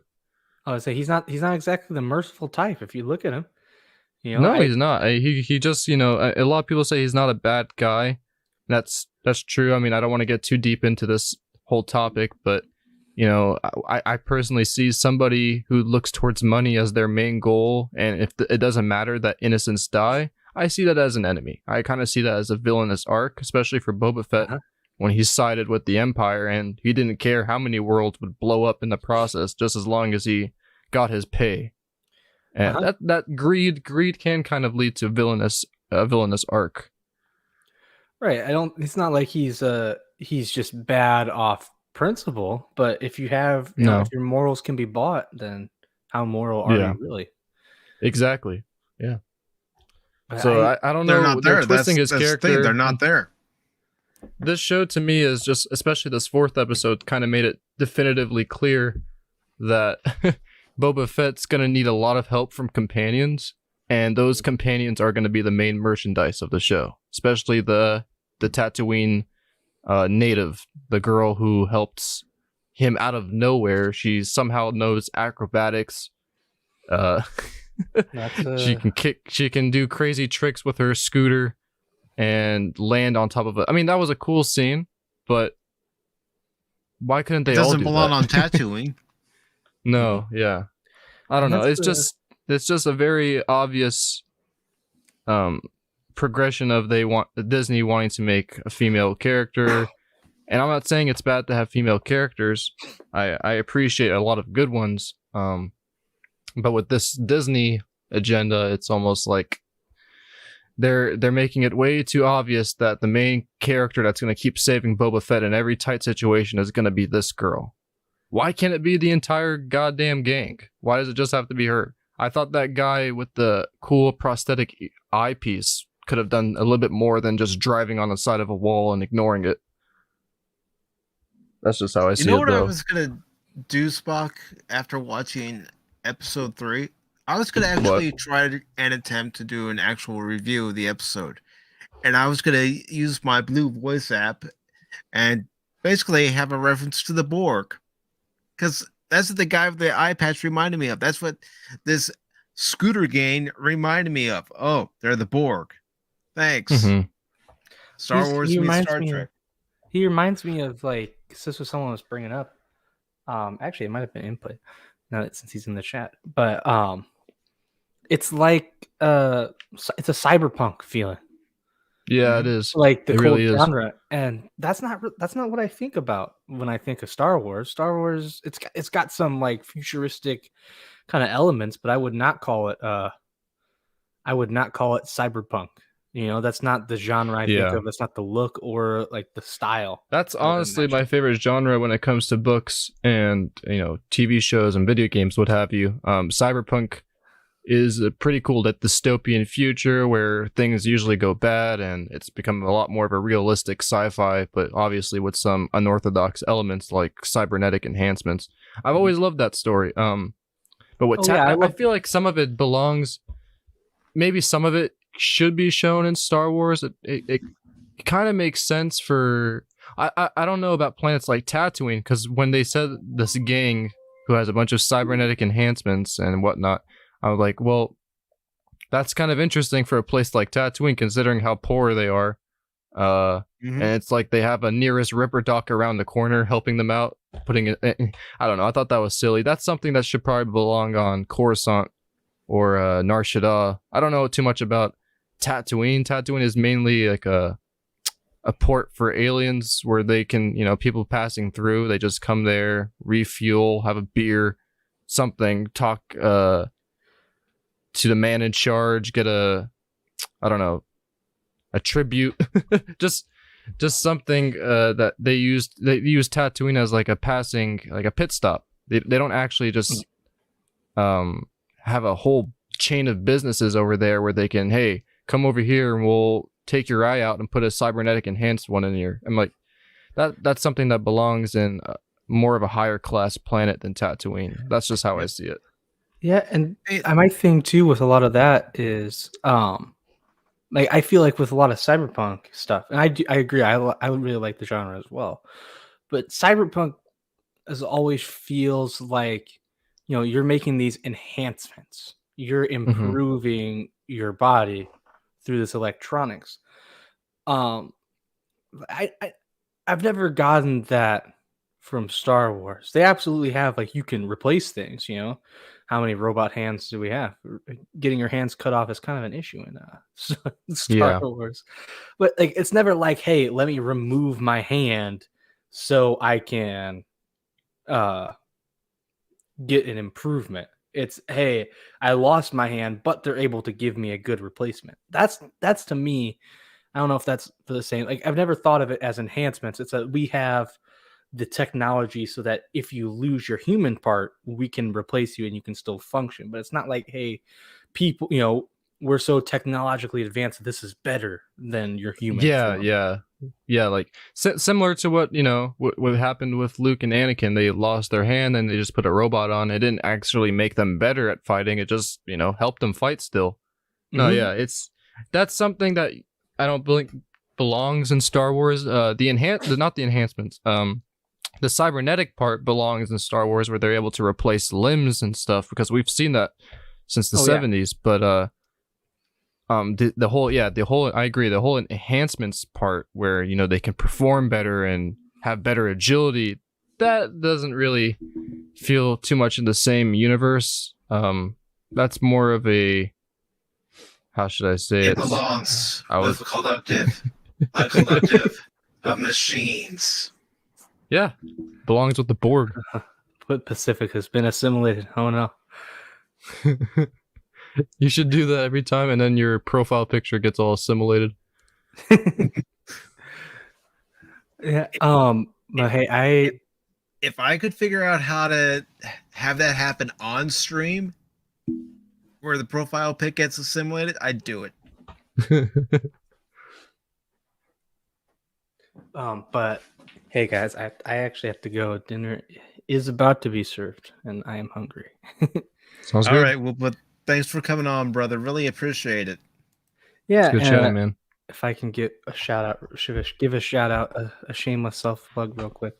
I'm doing my Woopah Wednesday stream on Wednesday. I'm gonna be doing another playthrough of Pokemon Red Part 8. We just made it to Lavender Town. And then you have the next day I'm going to be on Nerdporeal, the Admiral. Admiral. I'm going to be on his channel talking about the original trilogy. So, and then this next Saturday I'm going to be playing Part 2 of the Guardians of the Galaxy with the new game, not the Telltale one, the new one, which is, it's a ton of fun. I don't know if you guys have ever played it. It's got to be my favorite new game since Fallen Order. It's awesome. I'm having so much fun. I actually watched a stream of that not too long ago, and I was going, this is impressive. Oh yeah, it looks, I mean, even on my, you know, you can tell there's some problems with the graphics because it's on my my Xbox One. That's almost that feels like it's from forever ago at this point. But you know, that's my hardware, not the game's fault. And the storyline is spectacular. The gameplay feels smooth. Like, I'm sure it's gonna uptick, don't get me wrong, but so far I'm playing on, like, you know, hardest difficulty, and I'm like, oh, this is hard. Because it's just so smooth. It's very nice. But yeah, I'm sure, you know, next stream I'll be eating my words when I say that. But it's a lot of fun, and it just amazing story. Like, it really makes you think. It's awesome. But yeah, so that's what I've got going on this week. But thanks for having me, Mike. Good to be on here, as always. You too, man. Yeah, good to see you, Spock. I'll see you guys later. All right, see you later. You're always welcome to come back, brother. All right. All right. See you guys. See ya. Take care. So, Spock, how's the day been? Boba Fett. No disintegrations. No disintegrations. He's Throw me no back in the good back to of the me tank. dead. See, and that's another thing about Boba. He has a memorable line, he's no good to me dead. So that tells you right there, the character could give two F's about life and two F's about what your problems are. He's got a job to Mm-hmm. do, and he's going to do it. Yeah. Yeah. I feel like him. So the thing that I'm okay with him being merciful about in this whole show is him sparing those two Gamorrean guards. Because that was a smart move. They eventually helped him in that whole fight after he freed them, and they gained a sense of loyalty since he showed them mercy, which was pretty smart. He knows how to do.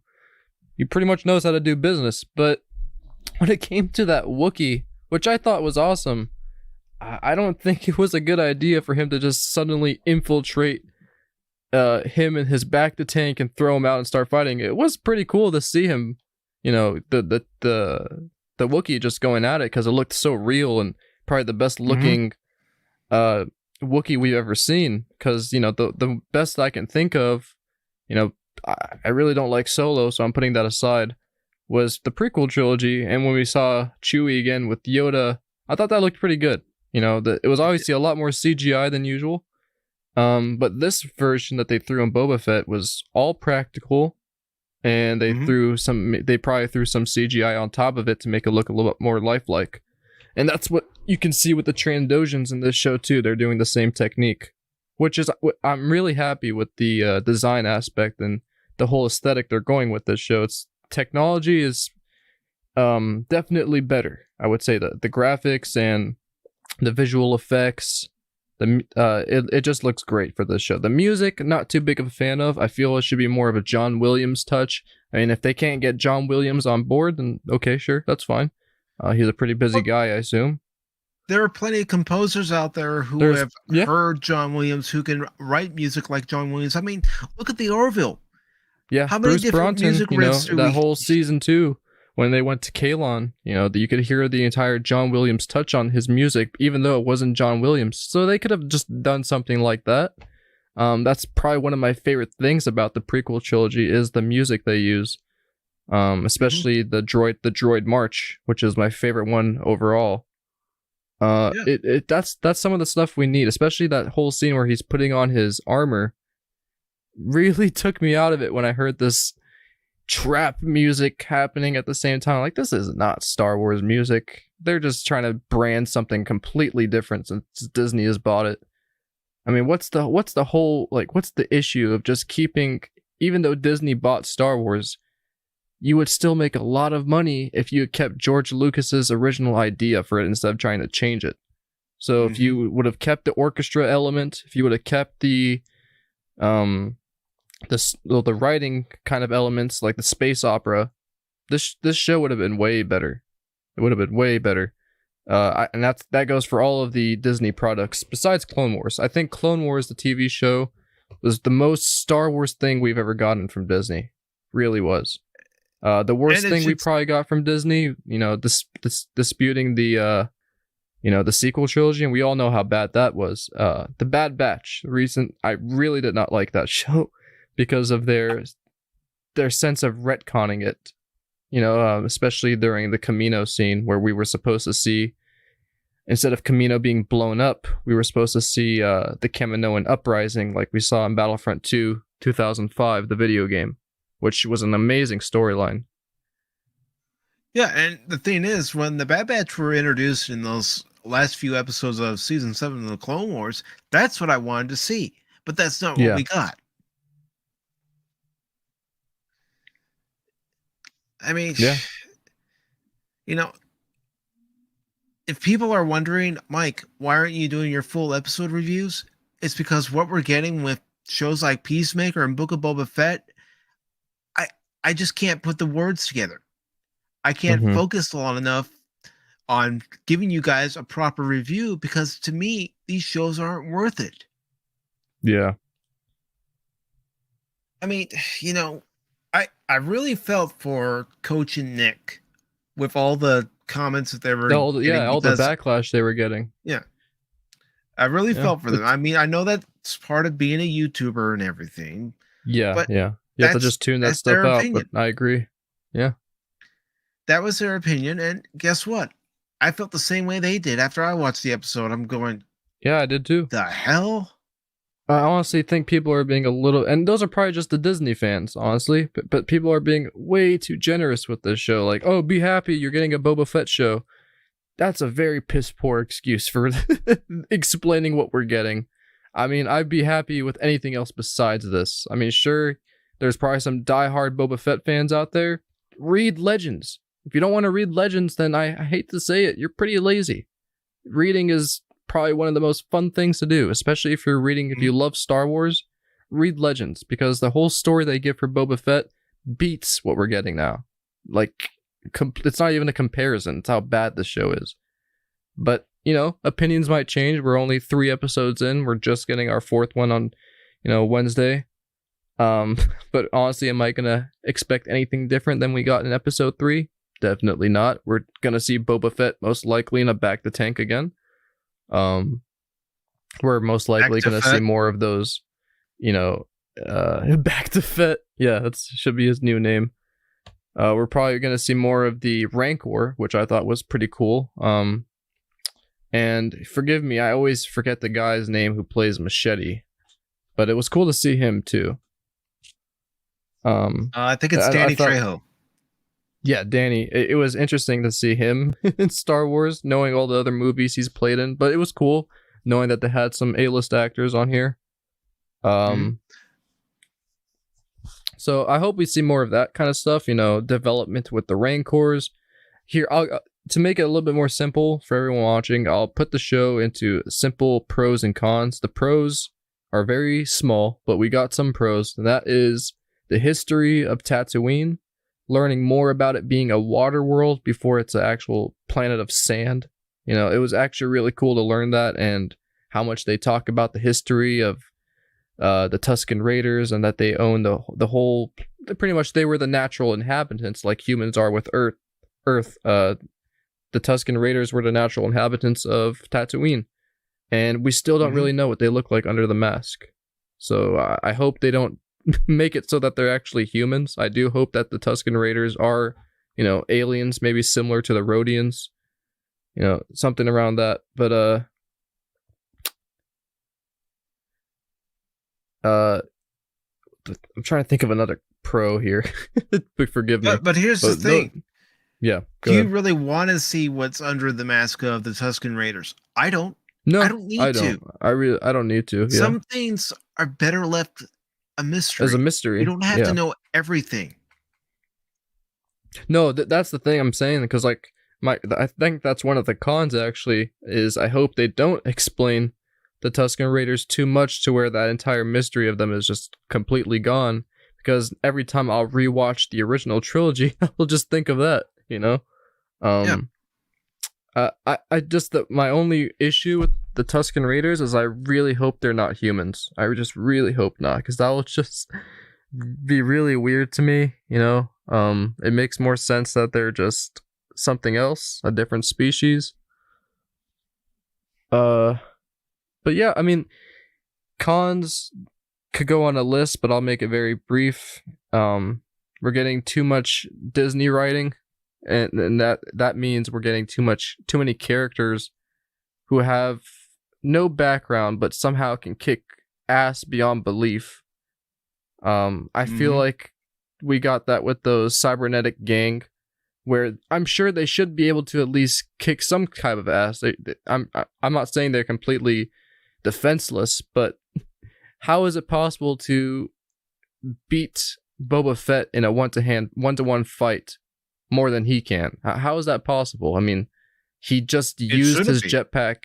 Yeah, I mean, that's the only time we've ever seen him use his jetpack too, and that's leads me to my other con, where he's not really acting like Boba Fett, more of just somebody sitting on the sidelines.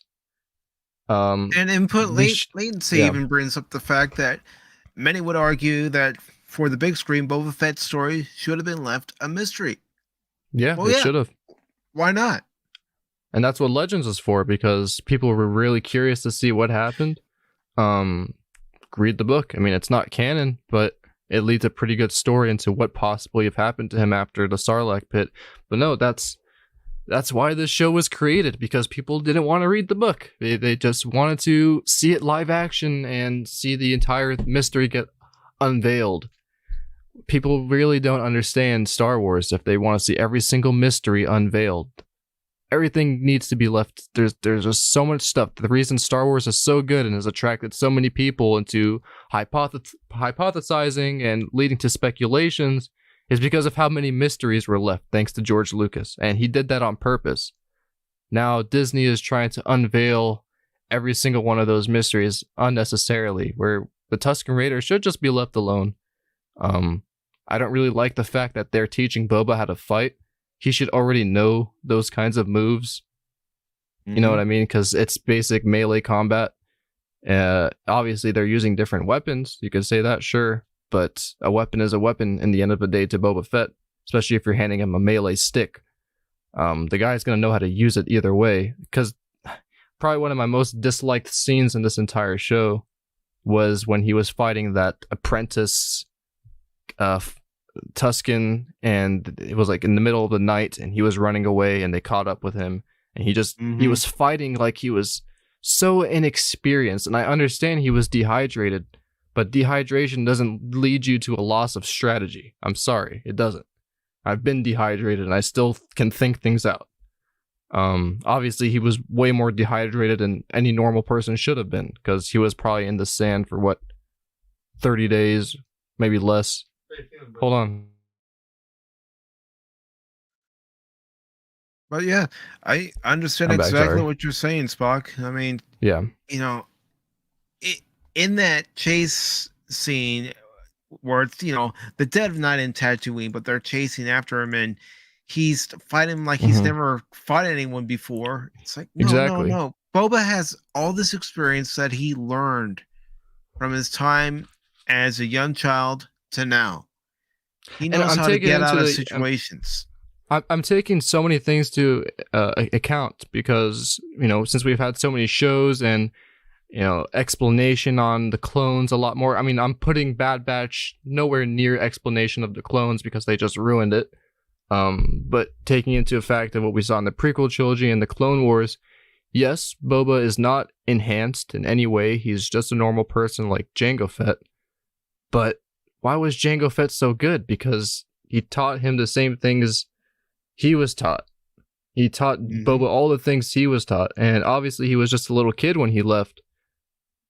But those strategies he taught him are never going to leave unless he forgot about them. Which to me... It's just like in Cobra Kai. You know how Daniel's teaching everything that he learned from Mr. Miyagi, and same with Johnny teaching everything that he learned from Kreese in Cobra Kai. It's being passed on from one generation to the next. And that's what happened between Jango and Boba. Yeah, and I understand, like, he was just a kid. He probably forgot some of all the things he taught him. But like you said, Daniel LaRusso, he was just a kid too. And when Mr. Miyagi died, he still remembered everything he taught him. So, I don't know. I think they're really changing his character for the worse in this show. And I hate talking so negative about it because people will just say I'm nitpicking. I'm a casual viewer. I won't lie about that. When I watch this show, I can't help but notice some obvious flaws in his character. I really can't. I mean, from all the stuff that we've seen, this just doesn't feel like Boba Fett, the same action, mysterious villain, that we've seen in the original trilogy. He's not as badass. He's a completely different person from Jango Fett, which sure, they're different people, but entirely they're basically clones. So how much different can they be other than their personality? To me, Boba Fett hasn't always struck me as merciless unless it tried to benefit him in some way, like with the Gamorrean guards, which that made sense to me. But sparing that representative for Mayor Domo, he should have been dead a long time ago in the first episode. he should have already been fed to a Rancor in the very first episode. But nope, he kept them alive just so he could run into another situation where he'd have to fight 5 guys with shields. And oh my gosh, that's another horrible scene where he's surrounded by all those guys with the shields and he shoots a rocket literally point blank in front of him. Why would you do that? Why would you do that? You know, like Boba Fett would not have done that. I'm sorry. He's pretty smart, even under some, uncertain situations. Like he wasn't expecting to get, jumped by 4 people with shields, but I'm sure he would have still thought things through. Why didn't he just activate used his his jetpack? And I mean, if he was going to shoot his rocket, lift off like maybe 5 feet in the air and then shoot below you, and then boom, you would have probably disrupted their shields. But nope, he shot it right in front of him. The only Boba Fett moment we got in that scene was when he blew the guy up, right when he was climbing the wall. I thought that was pretty cool. But he should have done that a long time ago. I don't know. The choreography for this show is honestly crap. I'm not a big fan of it. I've seen sloppy. Yeah, I've seen better choreography. I really have. Especially for Star Wars. It's just, it's kind of disappointing to see that his character is going down this route to a more laid back and older, inexperienced person now. Because I don't know, it's not like he's being smart anymore. He's just letting his minions do the dirty work for him. That's not Boba Fett. It's like what members of the panel mentioned before. Why does every villain have to be a misunderstood villain? Why can't they just be a villain? Yeah. Give us a reason as to why they are the way they are, but they don't have to have some underlining story that says they were once this good person and now they're evil. No. Sometimes people are just evil. Yeah, exactly. Things never change. And in Boba Fett's case, he's always after money. And you can say, okay, compared to the original trilogy, Boba Fett is a lot more comfortable. He's in a more comfortable situation because he's basically in charge of Mos Espa. Okay. He still has to worry about enemies, first off. He still has to worry about invaders. Still has to worry about keeping the respect. And how is he going to do that? By just letting people off the leash? People are not going to have respect for him if he keeps doing that. They're just going to be like, oh, Boba Fett's going to catch you, but it's okay. He'll just let you off the leash in like 2 minutes. People should fear him. They should really fear him, because that's how I saw it in the original trilogy. Don't mess with this guy because he's the most badass bounty hunter in the entire Outer Rim. Just don't fuck with this guy. Even Stephen Root's character says in the 3rd episode, people don't respect you. Yeah. This whole thing has started thanks to Mandalorian. This whole like demeaning his character, especially that scene where he finally come in and Bo-Katan and her group are just there and they're just dissing him. This is where this whole issue stems from. It's because they're trying to make it seem he's not that important. That scene should have played out instead when Boba Fett walked into that bar and Bo-Katan and the rest of them were there. They should have been like, "What are you doing with this guy? He's criminal. He's killed so many people." They should have made it feel like he has a reputation instead of being like, "Oh, you're a clone, you're a disease," and crap like that. It's just stupid. Well, even input latency is bringing up the fact that heck, Boba seems like the type who would live by the axiom, if you want a job done right, do it yourself. And he's exactly right. It's like that axiom switches, because I see that played out actually in the show, but then it just changes to like, oh, if you want a job done right, then let your friends do it. But the only time I've seen that axiom that Input's talking about is when he walked over to that Mos Eisley looking bar where they're playing the Spanish version of the theme from the cantina. That was the only time I felt like that axiom was pronounced, when he said, "I came here on my own 2 feet. I don't use all this rich stuff. I just walk. I do all this shit by myself." That's the only time I ever felt like that's really in character. But everything else, it's just Disney, really. I mean, I can't help but think if George Lucas was a lot more involved in the show, in the writing and the directing and the screenplay, we would have got something a lot more menacing, a lot more badass.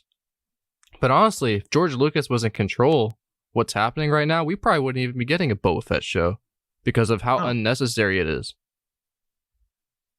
Well, it's like Boba Fett, not Boba Fett, but George Lucas even said in an interview, the direction that Star Wars is going in right now isn't the direction he would have taken it. Yeah. Oh, wait, what was this said? It was said in an interview that he had last year. You can find it on various YouTubers' channels, and I'll definitely take a look at that, because if you said that, then like, hey, there you go. That's the best proof you can get right there. That what we're getting now is not what George Lucas would be doing, and that speaks volumes. I mean, why would you want to see a franchise created by someone like George Lucas, but taken into control by someone completely unrelated to it? What do they know about Star Wars? This guy literally created the characters in his own room. He thought of the stories for them. What are these people going to know about these characters? They never even grew up with them. Well, you know what kind of baffles my mind, and maybe someone else will say, then you obviously weren't paying attention, Mike. But when we see Boba Fett show up in the episode The Tragedy in season 2 of The Mandalorian, and he has that gaffy stick, and he's using it to knock the hell out of the stormtroopers. Yeah. We're not getting that Boba Fett. No, and what they're trying to say is that scene we got in Mandalorian, it's all thanks to the Tusken Raiders teaching him that. That's bullshit. He would have known how to done that either way. I'm sorry. Boba Fett's Boba Fett in the end of the day. That guy has so many strategies. He's learned so much. He's basically the descendant of the ruler of Mandalore, if you think about it, Jango Fett. So, I don't know, man. It's just kind of ridiculous. Jango would have taught him everything that he knew. And then whatever Boba learned along his own path, well, that's an added bonus. The only thing I'm really upset about is the future of this entire franchise. Say after all these shows have come out and we've given our opinions and thoughts on them, now we have to look forward for the next 20 years that these shows are going to settle within the franchise, and people who are just getting into Star Wars are going to watch that and think like, oh, that's okay. Now this is ruining the franchise by putting all this nonsense into it. This stuff should be left for books. Okay, because if you're going to make something that's canon and live action, you have to be very, very well thought with it. You have to make it still feel like the previous incarnations, because if it's not going to be like the previous incarnations, that's just going to be very confusing for people just getting into the series. They're going to be like, well, why was the prequel trilogy so much different from this? Why does this feel so much different from this? Well, because Disney bought it and they don't care about they don't care about continuity at all.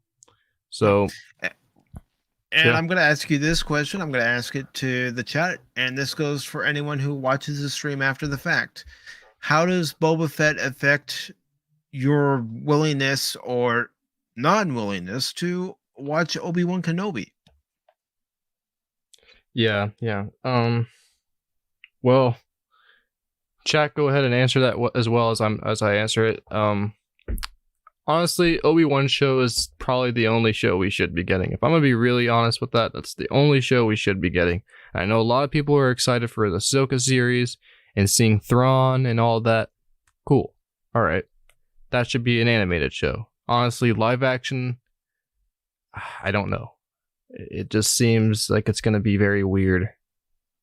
Because she was bred into animated Ahsoka.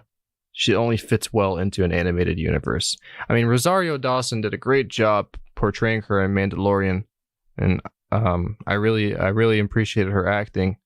And she's honestly the only person I would think of as the live action Ahsoka. But at the same time, it's more compelling for me in animated form, especially if it's going to be animated like the Clone Wars was, that same style of animation. I feel like we just nerd out a lot more with that, because with live action, there's a lot more things to nitpick with. Like, oh, did they include this? Did they include that? With animated, they don't have to worry about that kind of stuff because there's less of a profit involved. All they have to do is animate it. With this show, they have to actually get props, make sure the props look like they actually make sense compared to the prequel trilogy. Because the prequel trilogies, I always exclude the original trilogy because we're never going to get stuff like that again. But the prequel trilogy, that's the newest Star Wars, that was pretty much into digital form. And all of the CGI we get in that show looks great.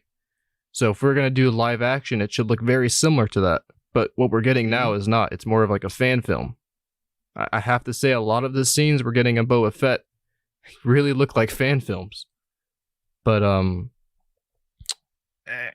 that's think not for a the knock against fan films, because you can see some fan films out there that are done 10 times, 100 times, 1,000 times better than what Hollywood's giving us right now. Yeah, because they actually think through their stories. I'm just not a personal big fan of this whole digital style, where everything is super smooth and 60 frames, and with the original, with this prequel trilogy, we got that, but it's hard to explain for me. It always will be, but the CGI in those movies are nostalgic, if that makes sense. They still feel like they make sense, because when you watch the original trilogy, even though it's all practical models they're using against the green screen, that's what it kind of looks like we're getting as well in the prequel trilogy. Obviously, it's a lot more animated and fleshed out, but it's not too fleshed out where it looks like it's obviously fake.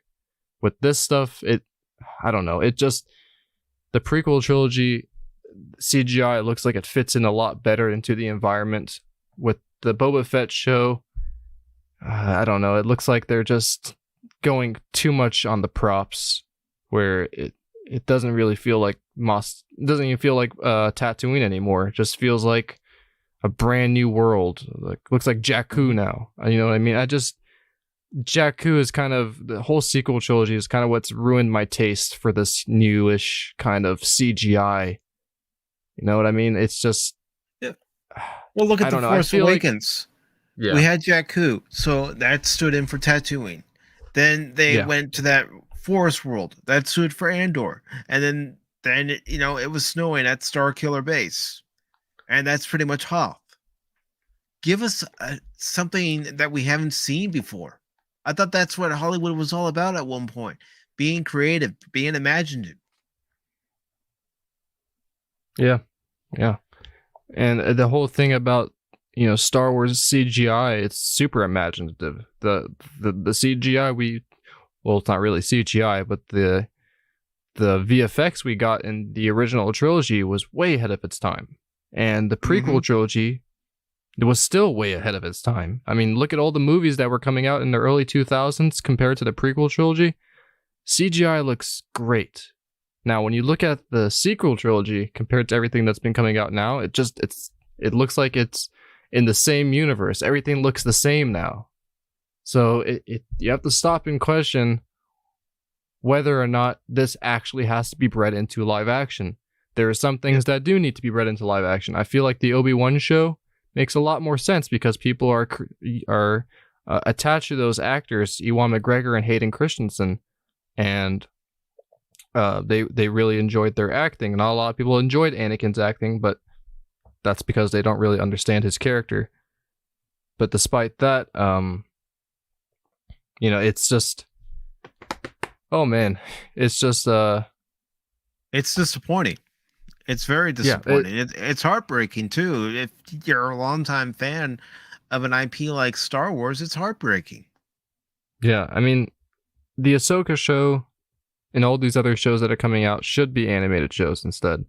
The Obi-Wan show is more of a hyped up build up because we haven't seen these actors for a really long time. We know their history. And we know what's happened after since we've seen the original trilogy, but we never really saw what happened in between, which is why I'm happy with this show coming out. Maybe we're going to see a little bit more of a build up with Obi-Wan settling on Tatooine, but honestly, I won't put out the window that I am still pretty worried about that show.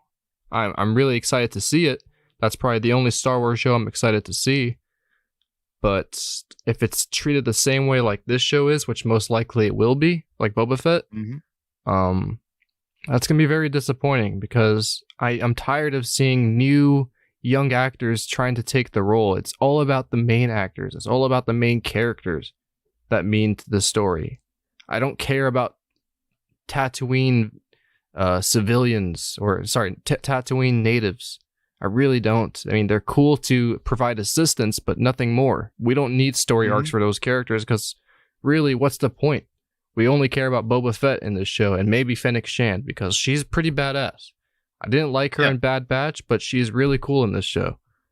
But Obi-Wan, I don't know. It's just, we haven't seen Hayden Christensen for a while, so my approach to that show would be a direct continuation to where you see in the end of Revenge of the Sith, where he's on the bridge with Emperor Palpatine and he's looking out, outside of the Star Destroyer, watching the Death Star being built. That's where the show should start taking place, right there. But I think it's happening 4 years later or around that. I think so. I'm kind of skeptical on this whole timeline they're choosing. It honestly should be a direct continuation from Revenge of the Sith, because that's the entire mystery that was left for us that I'm okay with being explained, but things I'm not okay with being explained are, the Tusken Raiders, the Force as a whole. They don't have to explain every single thing. Yeah. The thing that really, kind of sticks out as the most explained thing in Star Wars now that is just so unnecessary is the Force. Now they're making it into a whole multiple universe kind of deal, like in Marvel, like the world between worlds. All of this is all connected to the Force. That's just so lame. I've seen that that entire that kind of idea been spread out in so many different franchises. It doesn't belong in Star Wars. Time travel and all of that. And people will use that excuse as, oh, it's our perfect use to get rid of the sequel trilogy. Well, I'm sorry, that's never going to go away unless we actually stand up. Yeah, unless we actually, stand up and say, you know what, put this as a separate timeline or make it Legends or do something with it that's not connected to the original story. Just don't make time travel and all this crap. You don't even have to explain it. This is something that should be left to the creators, not something actually left into the story. Like, oh, you know why the sequel trilogy was so bad? It's because it's not in the same universe. That is so lame. That is actually the lamest explanation I've heard. We need something more official than that. Yeah, and also you and I being Star Trek fans, we see how the use of time travel isn't always a good storytelling device. Yeah. I mean, like for Star Trek, to me, that idea kind of makes more sense because they're exploring unknowns and whatnot. But the only, universe I'm okay with being... the only time I'm okay with there being a multiple universe is the mirror universe in Star Trek. That makes sense. The opposite decisions are made. That's cool. And that's something that can be explored. But that's Star Trek. For Star Wars, there's one timeline we're all used to, the one timeline we all know and can recite in our Discord calls. We can just remember quotes and talk to the people about it, and just all the things that's left for us. Now it's saying currently that all that stuff is in one timeline and there's multiple timelines. I hate this whole Marvel multiverse thing being dragged into every show now. It's just it's ridiculous. It's not just Marvel. DC has done it too. Yeah. With Action 52 and stuff. No, and people will argue that whatever they call it. And I really don't know how to respond to this argument, but I just know I disagree with it. Is people should be allowed to have multiple universes because there's so many ideas that can be made. No one's disputing that, but there's something about there being a sorry, I can never say the word. Canonical. Yeah, there's always something to be said about a canonical storyline that fans can understand easily and just get into the series without having to dive through 50 different books. I mean, reading, like I said, is always a good thing. If you want to know more about the mysteries of Star Wars, that's what Legends is there for. But as a whole universe, there should only be one universe in Star Wars. I mean, the only reason I'm seeing this whole multi-universe thing being dragged into every franchise is because of the whole study that's been going on into quantum physics and their whole breakthrough that there is actually parallel universes. That's cool. Sure.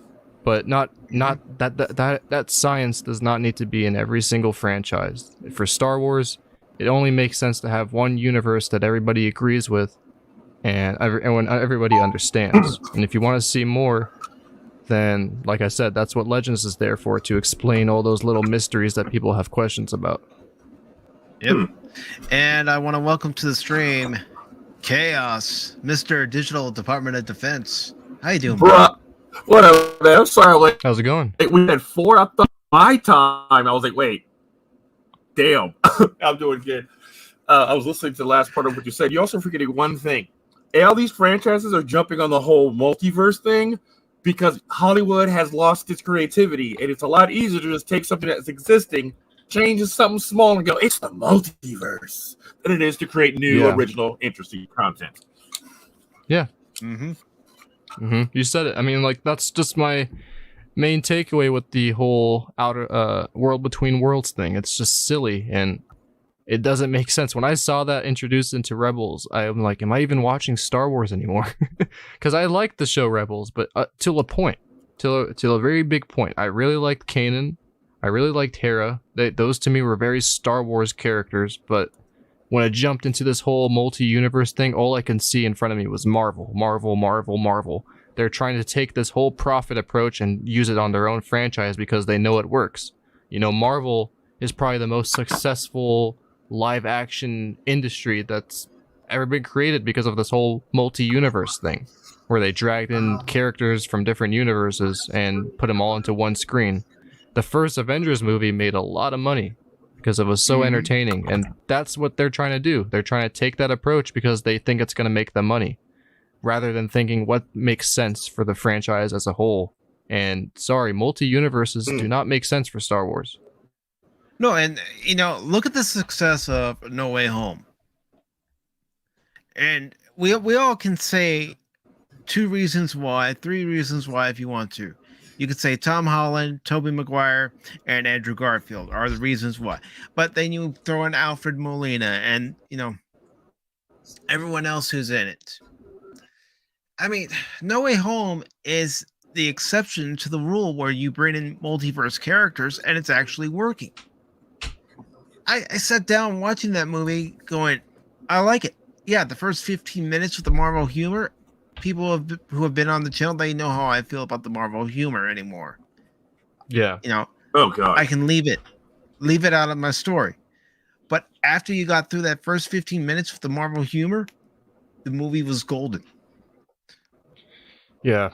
I mean, science obviously matters. I like when science is thought of in sci-fi shows, especially if, you know, the entire sci-fi is a fantasy. Like Star Wars is a fantasy. I'm sorry. There's so many things in Star Wars that do not make sense to modern physics and what have you, but it's still a great franchise because it offers that sense of fantasy and escape. But when you try to become too real with it, like introducing quantum physics, multiple universes and all of that, it just gets old. And not only old, it gets redundant and makes no sense for Star Wars, like for a universe like Star Wars. It makes sense for Star Trek because they're all prone to exploring different planes of different things, like maybe even existence and whatnot, different universes. But for Star Wars, it's a continuous battle that's happening between the Empire and the Rebellion and what have you. Go ahead, Chaos.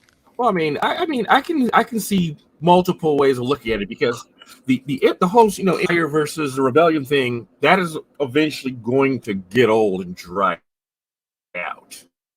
So it's like, and like, I'm actually surprised, you know, Star Wars hadn't, you know, dabbled into a alternate dimension. Just the way they use their FTL is hyperspace, jumping literally through another dimension. So I was like, oh, yeah. I'm surprised it took them this long to do it. You know? Yeah. No, yeah, that's a very fair point, because like that whole idea of the Empire fighting the Rebellion will eventually definitely get old because people will see it in so many movies and they'll want to see something else. And I feel like that's one of the main reasons the prequel trilogy was, you know, made, because they already saw 3 movies of the Rebellion versus the Empire. It was cool. Now we want to see something else. But yeah, they didn't do this. You know what I mean? They didn't say, oh, it's a whole a whole different universe, but instead they said, instead of the rebellion versus the Empire, we're going to have the Confederacy versus the Galactic Republic. Still the same concept, but two different opposing factions. That still feels like, you know, it still feels like Star Wars. And that's what they should have done with the sequel trilogy. Instead, they were kind of doing it with the First Order and the Resistance, but I don't know, something about the First Order was not menacing. Yeah. No, and George didn't make Lucas, sense. again, They were as I've defeated. said before, yeah. And George Lucas gave him an outline for the next 3 movies. They looked at the outline and tossed it in the garbage. That's horrible. I mean, I get a lot of hate for this, and it's okay. I really just tuned things out, but I honestly believe in my own axiom that all good things come to an end. And there's even a lot of, you know, Star Trek episodes that say that. Yep. But it's a very true statement, and sometimes you just can't have more. And Star Wars will eventually end, and they don't seem to accept that. I mean, for me, Star Wars definitely can have some more things milked out of it, but Boba Fett, Bad Batch, Ahsoka, those are not the things I'm thinking of. For me, it's more of what's happening with Obi-Wan and Anakin, but obviously we don't want to see them clash each other before Episode 4. That's very vital and important to me. But there's still some things that can be explained, sure. Like Kanan and Hera's story, like the teaching, like maybe we could see a live action show of Kanan, or more of an animated show, what have you, or maybe we can see something with what's his name from Jedi Fallen Order. I always forget his name. Cal Kestis. And Kel. Like those are potential stories, you know, that can be explained a little bit more. That game. Yeah, me neither. That's a very fun game. But those are the only things I can think of that can be explained. And other than that, Star Wars should have a conclusion at some point. It needs to take some time I don't off. know. Okay. There's Star been too Wars? much of Star Wars ever Star since Disney put out The Force Awakens. You know, we've got Force Awakens, Rogue One, and then we got The Last Jedi. And of course, in between, we've had Rebels, and we've had the relaunch of Clone Wars, and of course, we had the Rise of Soy Walker. And then, you know, we've been getting all these announcements of shows that are You to mean the come. fall of besides, Soy Walker. Wait, Mike, buddy, you forgetting? It's the main problem is lack of talent in the creativity, writing. lack of It's not like too much imagination. Star Wars. You remember back in the day, back in the 90s? Yes. You remember back in the day when we had to dedicate, we lost 3 hours of our lives because you have to watch the reruns of the Next Generation. Then you got to switch over to watch some Deep Space Nine, and then you got to go there and watch some Voyager, and then it switched to Deep Space Nine, Voyager, and Enterprise. Like, come on, they were putting out so much Star Trek back then, but it was all good and consistent. Yeah, but if you notice, especially with Voyager and season 6 and 7, when they're starting the development of Enterprise, you can see the storylines begin to suffer because some of the writing team had moved on to Enterprise and we're starting to write the Enterprise episodes. So you do see the drop Deep in Space quality. Nine and TNG and Deep Space Nine was running at the same time, and that's Deep Space Nine was at fire. Okay, season 1 started a little bit slow, but that whole series was fire. Yeah, because Rick Berman gave Ira Steven Behr the keys and said, go with it. And even when Rick Berman questioned him on certain things that they were going to do on Deep Space Nine, because Rick Berman was mainly overseeing Voyager, they decided, okay, fine, I'll let you go with it. I'll tell the suits, you can talk to the suits, which they did. You can find out all this information on watching What We Left Behind. Yeah. But, you know, Ira Steven Behr and the writing team on DS9 basically took the ball and they ran with it. Yeah. But even though after Gene passed away, they still kept his idea steady for a while until after 2005. Then you know what happens after 2005. But anyways, I honestly... I honestly, though, I appreciate the fans and how passionate they are and how much they really want to see Star Wars. There is the bad fans, you know. There's obviously the really mean fans who give threatening calls to the directors and stuff like that. I don't respect those people, but the people I do respect are the fans who are very passionate in seeing. Yeah, those people. You know, the ones I honestly, genuinely respect are the people who have a passion to see more, and they want to see more things, and they want to see a lot. That's, for me, that's what always video games have been there for. To keep someone occupied into the universe, to keep them busy, to keep them learning more things. Jedi Fallen Order did a great job with that. We should see more stuff like that. Video games. Mm-hmm. Shows can kind of end both ways. They can be good, which is very rare, or they can flop. And right now, most of the things we've been getting, maybe besides Mandalorian, have been total flops. But getting away from that, I always like to consider things to actual history. How for the Federation, you know, for Star Trek, I see that eventually ending as well. But Deep Space Nine, Voyager, those shows definitely should have been created because they were only in the 24th century, which is like, what, 80, 100 years after the original series? Which is only 100 years. And you got to think about 75 history. years from the time of the original series to the Next Generation. And basically the way they say that is from the time of, you know, season 3 of the original series to season 1 of Next Gen. Yeah, and See, I like to consider Star Wars into this as well because Star Wars is eventually going to have that same conclusion. Not everything can go on forever. I like to compare it to actual history. Rome was only here for like 1,000 years, and then eventually it collapsed, and it was probably the most successful empire, or whatever you want to call it, civilization. I'm really bad with my terminology, but it's it was only here for 1,000 years, and it came to an end as well. So if you have something always continuing and continuing and continuing, even if it's different stories, different ideas, it's gonna get old.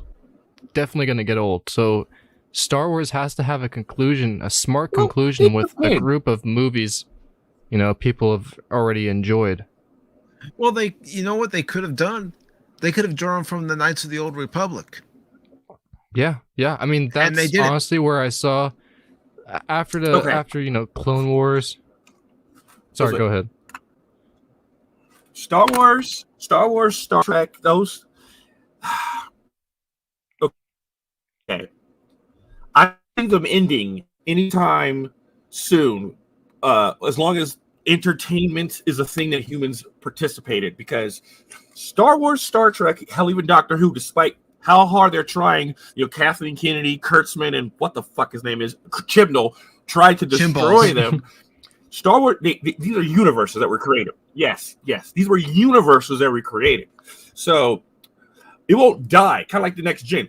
Star Trek was gone for a minute, then it came back, 30 years later, the Next Gen popped up. You know what I'm saying? So it's like, since these are universes that are going to constantly and continuously grow and evolve, I don't see them dying, even though KK is coming real close to putting a bullet in Star Wars' head. Same with Chibnall, freaking, you know, putting 5 or 6 rounds into Star Trek's head.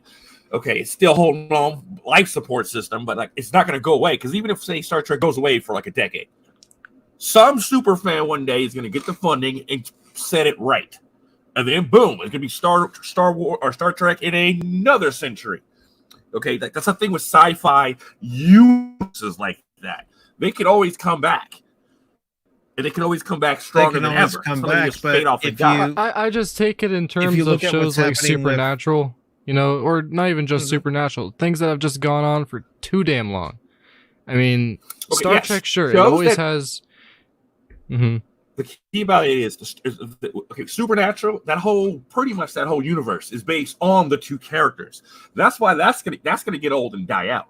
The beauty about Star Trek, for at least one, is it's never about one character or 2 characters. It's always about the whole universe. You know what I'm saying?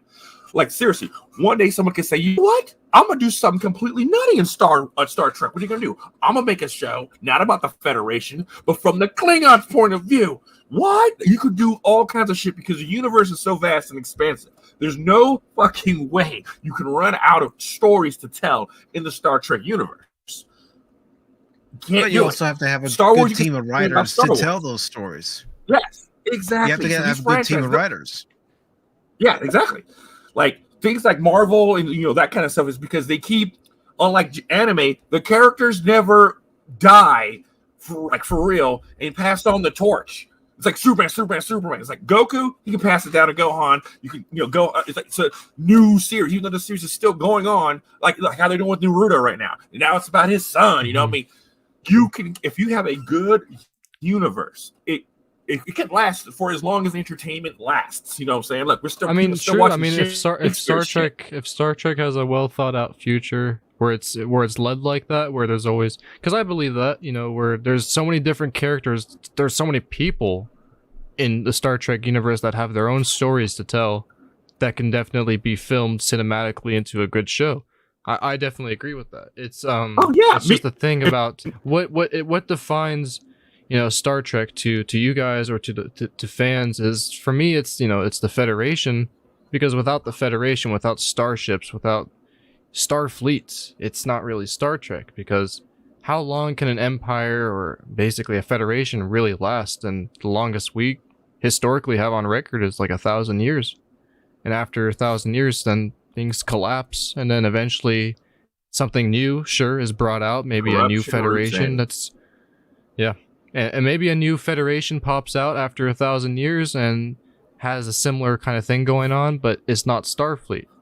That for me would be an issue where Star Trek maybe shouldn't continue for too long, because at one point it's all going to look really different to the veteran fan. Well, not to spoil anything. Me and Mike, back in high school, we started writing our own Star Trek series, and we have done some things in that series that have not been done, which is also a way to extend, like the life. Like a Star Trek to me it's all about that. The way of storytelling. Like the new shit, I don't know. It's the guys in a ship going around trying to learn what they can and trying to improve the lives of other species that they interact with. You know what I'm saying? That's that thing, that exploring new shit, seeing new shit. Issue is our galaxy is kind of small, when you think about it. So there's not a lot of options in Star Trek to keep it fresh, other than doing time skips. But there are new frontiers out there. I mean, with the spirit of Star Trek's Gene Roddenberry's original, what did I say? I guess you could say charter. Original vision is original. Yes, vision. Yeah. Original vision. Gene Roddenberry's original vision is that's why story, the intimate interactions between characters and character growth. One of the best freaking character arcs I have ever seen in the history of any entertainment that I have consumed has been Nog's character development in Deep Space Nine. Yeah. If you had told me episode 4 that Nog would one day be a respected Starfleet captain, I would have laughed it off. Yeah. It hit you. Yeah, I mean, you out your mind. And he had, I think it was only a couple days ago or more, where it was the reunion for that episode, where Nog goes through PTSD technically and then Vic Fontaine kind of helps him out. That entire episode. I think it was the anniversary. I forgot how many years, but it's been a really long time, and it was crazy seeing that on my phone. That's the anniversary of that episode, because I remember that clear as day. That was such a great episode. I agree, he had the greatest developments, which we should see more characters with. I didn't really see too much character development on Star Trek Enterprise. Obviously, I do love that show, but there wasn't as much as like you would say with Nog. Usually, the characters we saw in season 1 kind of typically ended the way they did in season 4. For some damn reason, I would say maybe. Go ahead. I would just say though, Tucker. I was going to say probably every few episodes, for some odd reason, 7 of 9 got her character development reset to factory default. It's like, what?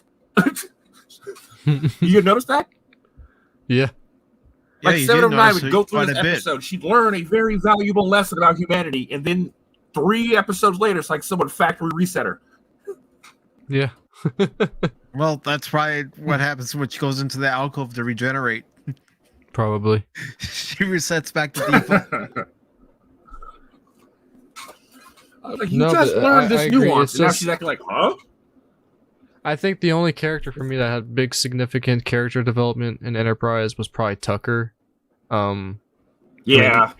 Sorry, what's his name? Tucker or Trip? I always mix that up. Trip, I usually call him. Charles Trip. I think his real name was Tucker, but everyone nicknamed him Trip. Trip, yeah. Because he typically did end the way. Well, we thought he died in season 4, but it turns out he actually survived that explosion. He kind of turned into a crazy. He turned into not crazy, but he turned into a very respected Starfleet authority in the end of season 4. Like, he was serious about his job, because in season 1, obviously they're getting to know the ship for the first time. They're joking around. They still do that, but in season 4, you can see that he's become a lot more serious, a lot more in tune with his job. He's working on those warp engines, maybe even faster than Scotty has. He's really going at it. Well, they did go through some shit, so yeah, I mean, it makes perfect. They went through a lot of shit. With the Zindi. It was like, holy crap, he fought a whole ass war. Because like Florida was ripped in half, and his sister died in the process, so he really changed. Yeah. I mean, that was I forgot about his development. He went from a jokester, let's get this shit done. Yeah, he probably for me the only, but it wasn't as pronounced as Nog's was, because with Nog you just see him as Jake's friend, and then you never think he's ever gonna end up as a Starfleet officer one day. Well, it's like even Sisko's development. Sisko had a great character arc throughout. Oh yeah, nice hair. He had a nice change of haircut development. I love it.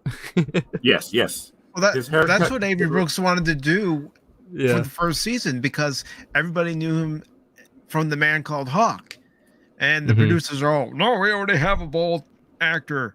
They're gonna get you confused. It's like, oh come on, we can tell the difference between Patrick Stewart and Avery Brooks. Yeah, what the heck? I mean, Avery Brooks is bigger, stronger than Patrick Stewart. Avery Brooks has a much more commanding voice.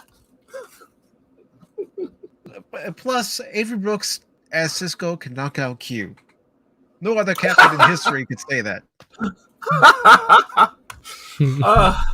You hit me. Picard never hit me. I'm not Picard. I'm not Picard. I love that. Different person. He's like, so you're more easily to tempt. I just don't put up with your bullshit. Like you were saying earlier, though, D.O.D, I agree, because every character in the Star Trek universe has a potential story.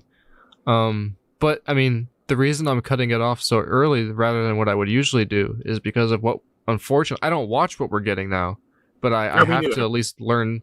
I have to at least learn some knowledge of it, of what's going on, and that's just me and my curious personality. But according to what canon is now, and maybe somebody in the future will be smart to make those non-canon. But according to what is canon now, the Federation dies in the 32nd century. So it's kind of like what, for me, Star Trek has always been about different characters and their own story.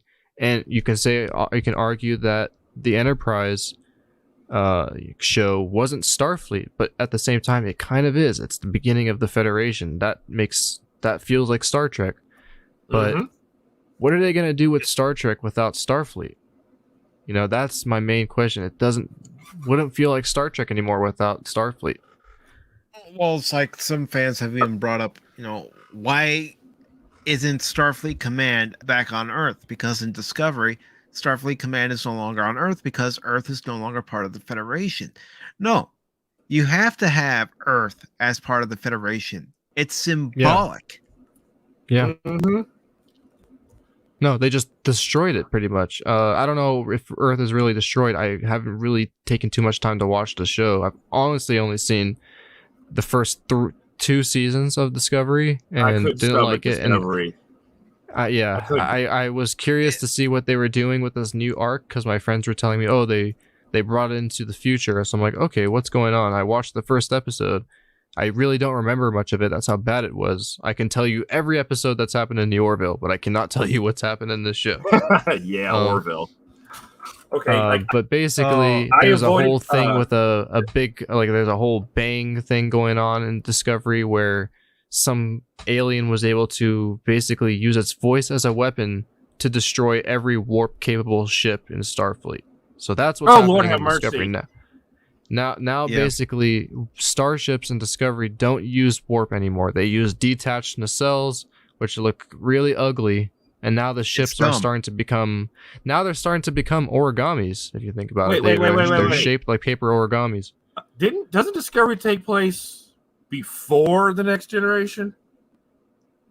It was supposed to take place 10 years before the original takes series. place 10 years before. Yeah, 10 years before the original trilogy. In season 2, at the end of season 2, where they have all these shuttlecraft coming out of the Enterprise and Discovery, and keep in mind, as you know, Chaos, a Federation ship can't hold that many shuttlecraft. They have a limited supply that they can carry in their shuttle base. You can even use that ability on Star Trek Online, and it looks just as ridiculous. Well, Discovery, they had all these shuttlecraft coming out of the shuttle bays of Discovery and Enterprise in this big battle, and at the end of the big battle, Discovery opens a wormhole and goes into the future because the bestest ever is wearing her Iron Angel suit and goes into the future as well. Oh, Mikey Spock. All because there's this AI that has all this information and they want to send it to the future so the information doesn't reach anybody out there. It's so convoluted and dumb. I never thought I'd ever see anything worse than Star Trek 5. I really didn't. I'm just glad that I have to send. I'm going to send Doomclock a personal thank you because before I was gonna be like, I'll go watch some Discovery, and then I literally saw him have 3 or 4 aneurysms talking about it, and I was like, wow, yeah, that helmet is doing a good job from exploding. So I'm gonna sit this one out. Well, yep, and it's not just Discovery, my friend. He's like, he's an STD. This abomination. I'm sitting going, did he just have an aneurysm on camera? Yep, he did. Go ahead. Well, I was gonna say, if you want to watch a show that makes your head explode, that's on you. I mean, looking at what Star Trek shows are now, Discovery and how bad it is, that's just the tip of the iceberg, buddy. There's so many horrible shows they made that are just god awful. Lower Decks to start it off, and then after Lower Decks would probably be what hasn't come out yet, Strange New Worlds. And I've heard people I've heard people, defend Lower Decks, saying that you shouldn't take it too seriously. It's just a cartoon. It's just to be jokey. How are you going to say that and put probably the most serious characters we've ever seen into this show, like Riker, Deanna Troi, Worf, all those characters? How are you going to do that and ask us not to take it seriously?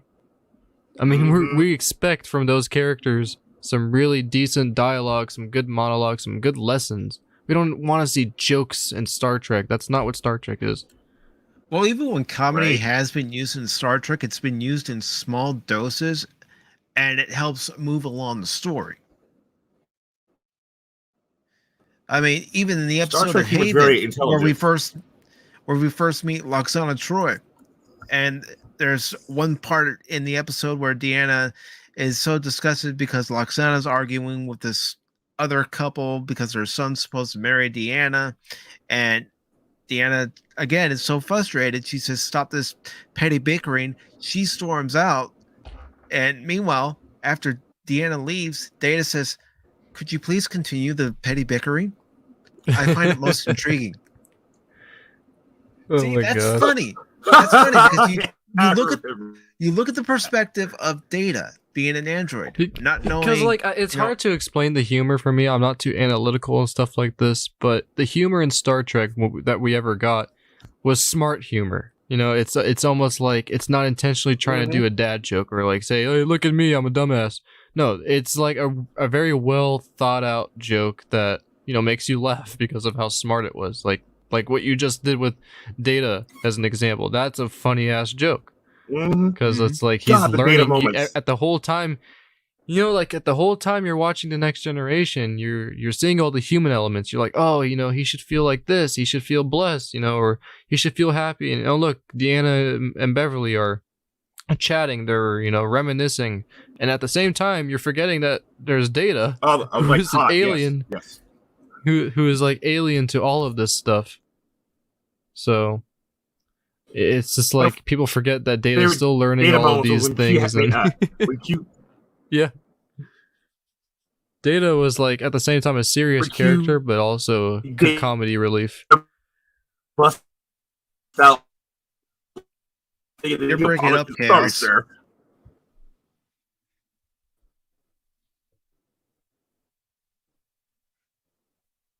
Try speaking again, because you were breaking up, Chaos.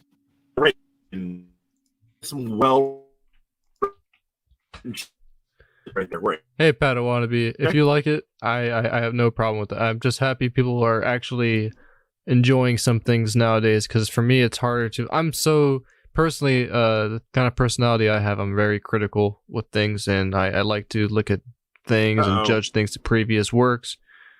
But no, I mean, if people are enjoying these shows, that's good. I mean, more entertainment for people who want to watch something. That's always great. You know, I've always enjoyed the original, and I still can enjoy Star Trek. All I have to do is rewatch the shows. You know, will I always want to see new things? Of course, that's natural part of being a fan. But what does a fan do usually? He just rewatches the shows after, you know, couple months or whatever, and then you forget some things. Well, it's like, you know, for 20 odd years, I didn't like anime.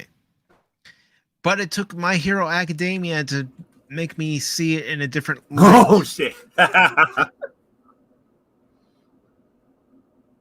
Which I have finished season 5. Yeah, you expect that. Shit, there's 5 is out already? Damn it, okay. I'm getting behind.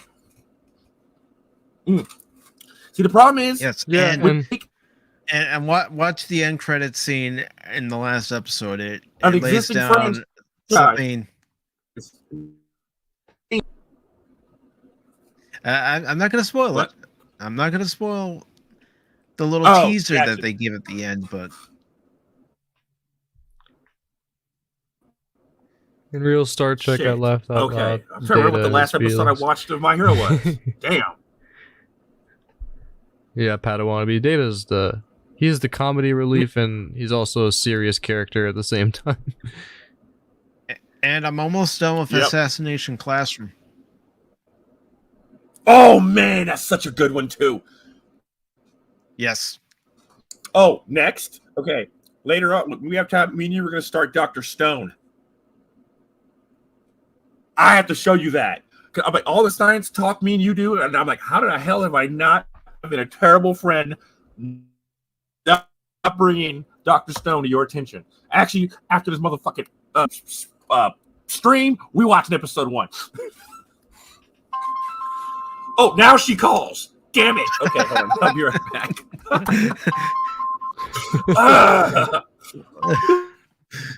All right. But yeah, I mean, humor in Star Trek can work, but it has to be done right. Yeah. Yeah, it can't just be a Family Guy show. You know what I mean? That's what Lower Decks pretty much is. It's a Family Guy, Rick and Morty, whatever you want to call it. It's just... I like Star Trek jokes, but like I said, if they're smart and they're well timed. If you want to see jokes in that kind of a setting, of a Star Trek kind of setting where they're on a starship and they're exploring things, but you don't want it to be too serious, you want it to be jokey, watch The Orville. You're literally missing out on that, because The Orville does this. And the thing about The Orville is they found a way to perfectly interweave serious drama with the comedy. Yeah, and the jokes I'm seeing in Lower Decks, I mean, as bad as they are, they're not different from the ones we're getting in Orville, because Orville is pretty much those yo mama fat jokes and stuff. They do things like that. It's funny. Yeah, I mean, it's, the episode where they put the Mr. Potato Head pieces on Isaac, and then Isaac retaliates and cuts off Gordon's leg. And then we find out that that was used in, Identity Part 1. They bring it right back saying there was one point where an appendage was cut off from one of the crew members because Mr. Potato Head pieces were put on Isaac. They took that into account. Yep. Well, okay. I think I unfortunately have to head out now. I'm getting a call right now that I have to go pick up the food. But Okay. This has been fun as much as I was able to join. I don't know if I got to answer your question about, looking forward to see Obi-Wan, but from all the stuff we are getting now, I am still kind of looking forward to it. I'm not expecting very much good stakes and, the same kind of exclamation we got from the, Revenge of the Sith. I don't think it's going to be just as good as those movies, but I'm sure we'll probably get something, hopefully. If the writers were at all smart with this is the only show they should have taken most of their time with. Besides Mandalorian, this is their biggest project, I think. So, yeah. It was good chatting with you, though, Mike. I appreciate you coming on, Spock. Really means a lot. And I'm going to go ahead and hype up your channel real quick. Please subscribe to Spock's Friday Nights. He puts out great content. I know he would greatly appreciate it. You can catch him every Monday and Friday doing a live stream. And he is also working on a very special project at the moment. Mm-hmm. Very special it's project going to be done soon. Mm-hmm. That I'm looking forward to seeing the full thing. Yep, look forward to that, guys. Look forward to, I would say, the 18th. So hopefully you guys will see something pretty cool on the 18th on my channel. So it was good being here, though, Mike. Definitely, I would love to be on here again for these pop talks and just hanging out. They're great times. Not a problem. Again, I live long and prosper, thank you brother. for coming on. You too. I'll see you Tuesday. See you Tuesday. And I've just sent a message to TKO, letting him know that I'm going to go ahead and end the stream. It's already been 4 hours, 7 minutes, and 33 seconds at this point. I want to thank everybody. I heard. Thank you very much for having me. Yeah, that was Cam calling, so yeah, who the fuck else would it be? Anyways, we might not because she's in the mood, so I'll let you know. Thank you guys for having me. See you guys next week. Peace out. By the way, real quick, before you peace out, when are you going to be streaming on your Twitch channel again? Okay, before. I'm getting back streaming this week, definitely. All right. We're gonna do some zombie action. I'm making a pile of money, so I'm gonna buy you a copy of the dinosaur game I am, and you're gonna run around on motherfucking T-Rex with shotguns and no shirts on. Okay? Are you talking about Ark? Yes. I have Ark. Watched a couple of streams with that. I don't know if you've heard of him, but there's a YouTuber called Fat Steven Seagal. And one of these, I'm gonna get Cam to play with us. I'll figure out how. Yeah. All right. Well. All right. See you later, Mike. I've gone ahead and I put your link in the description. So again, thank you everybody for tuning in. I do want to take the time, and it might take me a little while to do this, to thank everyone who has stopped in the chat. I want to thank the Padawannabe. I also want to thank Spock's Friday Nights. Thank you for being on the panel, brother. I also want to thank, let me get up here a little bit. I want to thank Input Latency. Thank you very much for stopping by. I also want to thank Woopah Troopah. Thank you for also being part of the panel. I also want to thank Star Wars Theology, I mean. Why did I say Star Wars Theories? Sorry, Felix. I do apologize about that. I also want to thank Punk Waddle for being in the chat. I also want to thank Arwen Avalon for stopping by. Thank you very much. I also want to thank scrolling. Keep that mouse scrolling, Rawhide. Okay, keep going. I also want to thank Zax for stopping by. Thank you very much.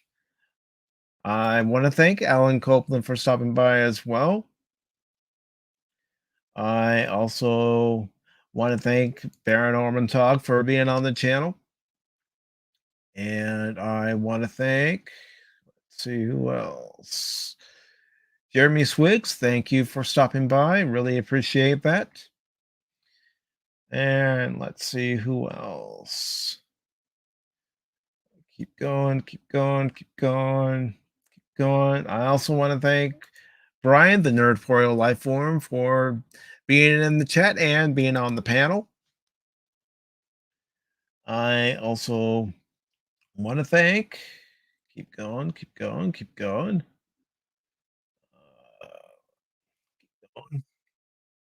I also want to thank Keely Chow for stopping by. Thank you very much. Okay, keep going. Got you, Padawannabe. I also want to thank Channel 66 for being on the panel. Thank you very much. Would love to have you back again. Would love to have all the panelists back again sometime in the future, I hope.